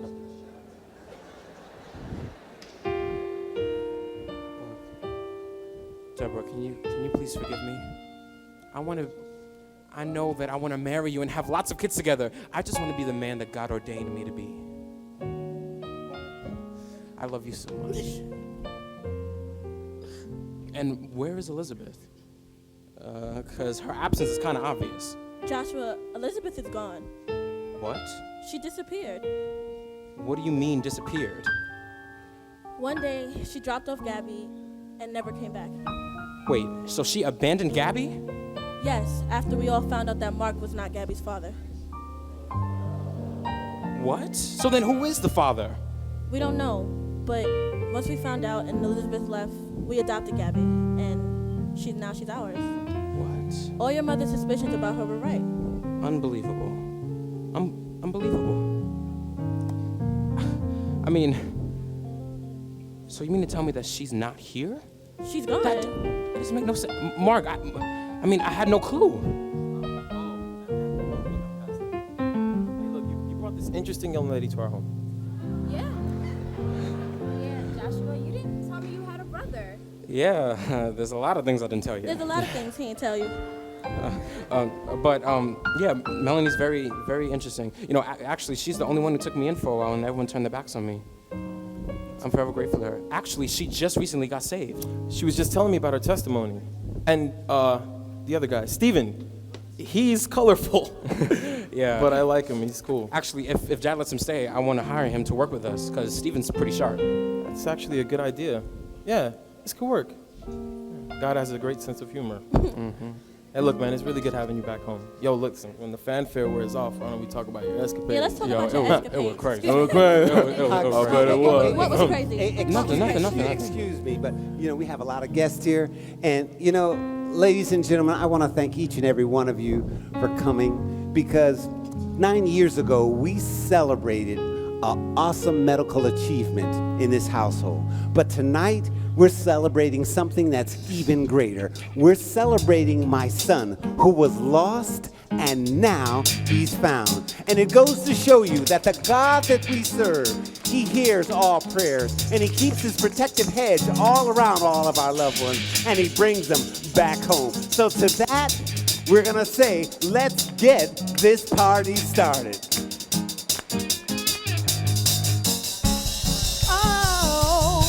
Grace and mercy wrapped up in one has found the Son, the special one, and brought him back where he belongs, to a place of love, to a place called home. Brought him back where he belongs.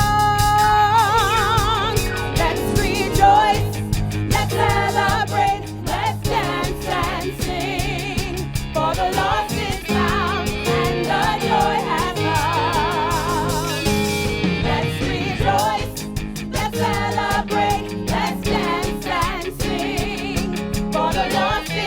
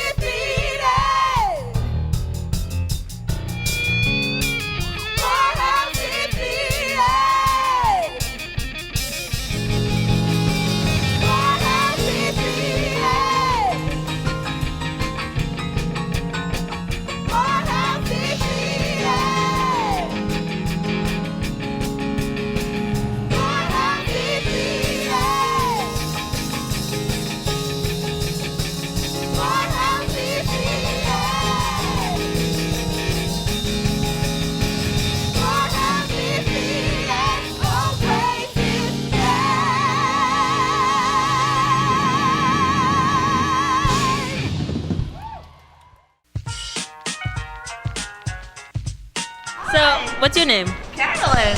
And what's your role in the play? I am a backstage hand. Whatever they need, I do. So have you seen this play before? No, I haven't. I haven't seen it in its entirety because I'm working backstage, so I've only seen parts of it.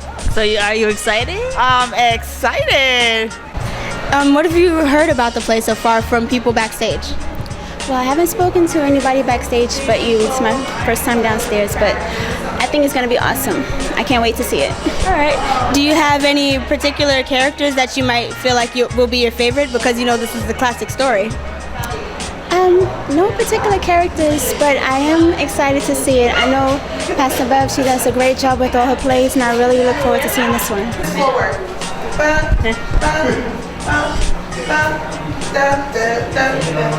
And boom, boom. Do you like the play? I love it. It's great. I hope the message gets out. I love the message. I love the word. And I just want to have fun. So what is the message? The message is to basically tell people no matter what road that you went down, you can always come back to God. Because God is married to the backslider. So. I'm one of the directors, music directors for the play. Oh, that's great. So you like the play? Of course. I wouldn't be a part of it if I didn't like it. So who's your favorite character? I would have to say Dr. Livingston, who's actually walking here right now. You can come. You can come. Favorite, this guy right here. Hi, good evening. My name is Dr. Livingston, and we have this outstanding cure that we just came about, and I was awarded by the President Obama, and now we're going to celebrate tonight with some of my closest friends and colleagues. And it's been a pleasure, and I thank you very much for this interview, but right now I have to run. Do have a nice evening. Bye, thank you. I'm a dancer. I'm in the homeless scene, and I also tap. And I'm in the contemporary piece with Christina. Okay, cool. So, do you have a favorite dance? My favorite song is A Goodbye. So, your name in the play is? Joshua. All right. And who's your favorite character? Well, me, of course, Joshua. Let's see. Carol is a really good character. It's very different from the rest of the play because since the play is so around Joshua, Carol is a very big change, and it's like kind of like that like conflict or like that climax in this, because like it makes him think about everything that he's done wrong or anything he thinks he's done wrong, just stuff like that. It ministers to the backsliders, like those people who just feel like they really can't get back to where they used to be in God, you know, if they don't have that fire anymore, that zeal, like, because God still loves us unconditionally. So it's just important that people realize that, you know, we all make mistakes, and that there is nothing too hard for God, and that there is nothing that He can't handle for you not to come back to Him. Thank you. Can I interview anyone in here? No. Okay, whatever. 5, 6, 7, 8. Grace and mercy, rise up and one has shine. Is that someone? To a place of fun, to a place called home. Brought him back where he belongs. Very nice, guys. That was beautiful. So, what are you looking forward to? I'm just looking forward to the play in general. Are you sure?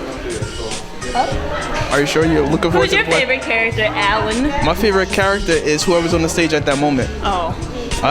Yes. And what is the message of the play? There's a lot of messages.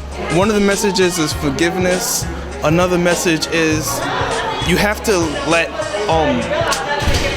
what did they say? You have to let a bird fly before they can you have to throw them out the nest before they can fly. There we go. I like that. All right. Okay. So, what do you want the audience to take back from seeing this play? You serious? Is that a serious question? What I want to take back?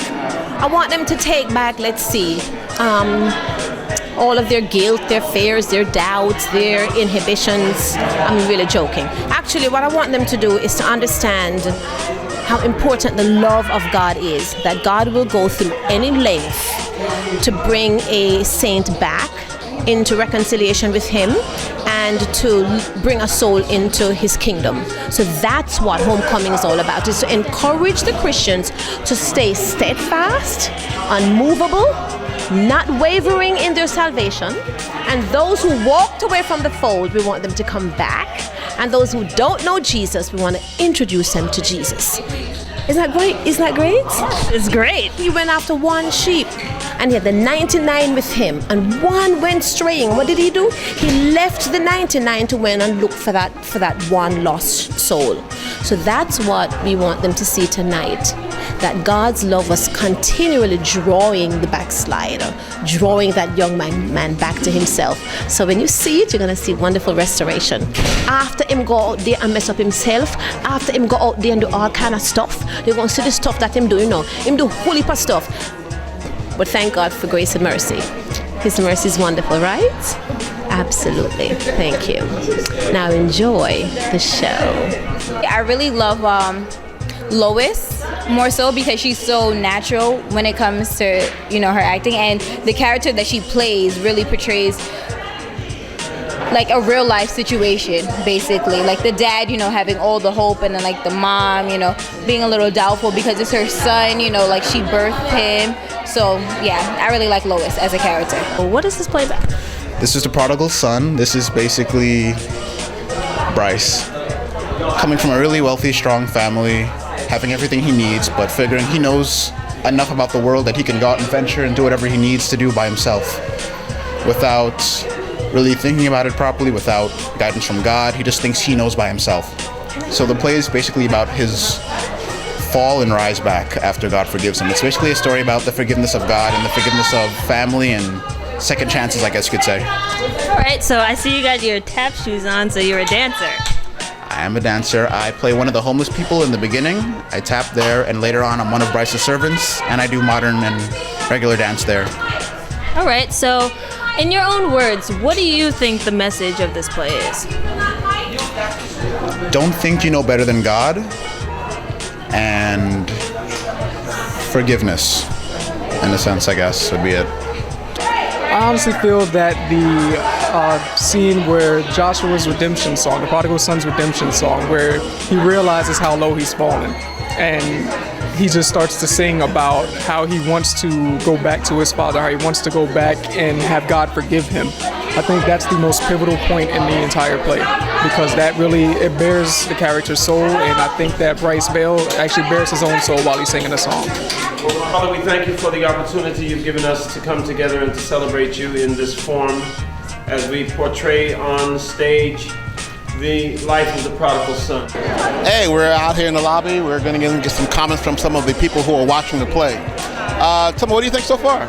I'm loving it. I actually contribute to the play by arranging one of the songs, I Surrender All. So I kind of was twofold. Wanted to see the play, wanted to see how they did with my song. They did a great job, and I'm loving the message is very simple.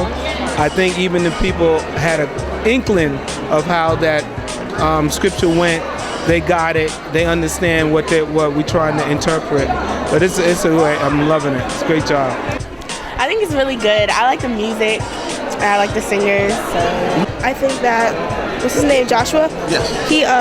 He wants his parents' money early, which I think is a really dumb idea because it's just really stupid. He's too young to have that money. I think it's really good. It's really interesting. It grabs your attention. The whole predicament of what Josh is going through, could you kind of even think about that in your household, something like that happening? Yeah, it's really crazy. It's really crazy, yeah. It's quite engaging. So far, it's a great presentation, and I'm thoroughly enjoying it, the family and I. What do you think is going to happen? Well, it's the Prodigal Son, so I will suspect he wants to go out and explore the world, like he said, and hopefully he will find his way back home to his father's house. Excellent. What do you think about the acting, and what do you think about the play in overall? Really, I think I've been to a lot of Tyler Perry plays and seen a lot of other gospel presentations, and I tell you, I think it's just as competitive as what we've seen in some of the presentations at the Beacon and all, and I was very, very impressed. I mean, we got the band, and you have the dance routines, and the music, the acting, and it's quite interesting. Thoroughly enjoying it. You know, it makes you think about, making rash decisions, because he didn't think about it. Well, he knew he wanted to get out. He's a young man, so he wanted to experience life. And he didn't want to listen to anything his mother or father had to say. So it was a life lesson he had to learn, because he wanted to do what he wanted to do. He didn't want to see God first, see God and find out what God's purpose was for his life. But he wanted to experience life for himself the way he wanted to do it. Thank you so much. Appreciate it.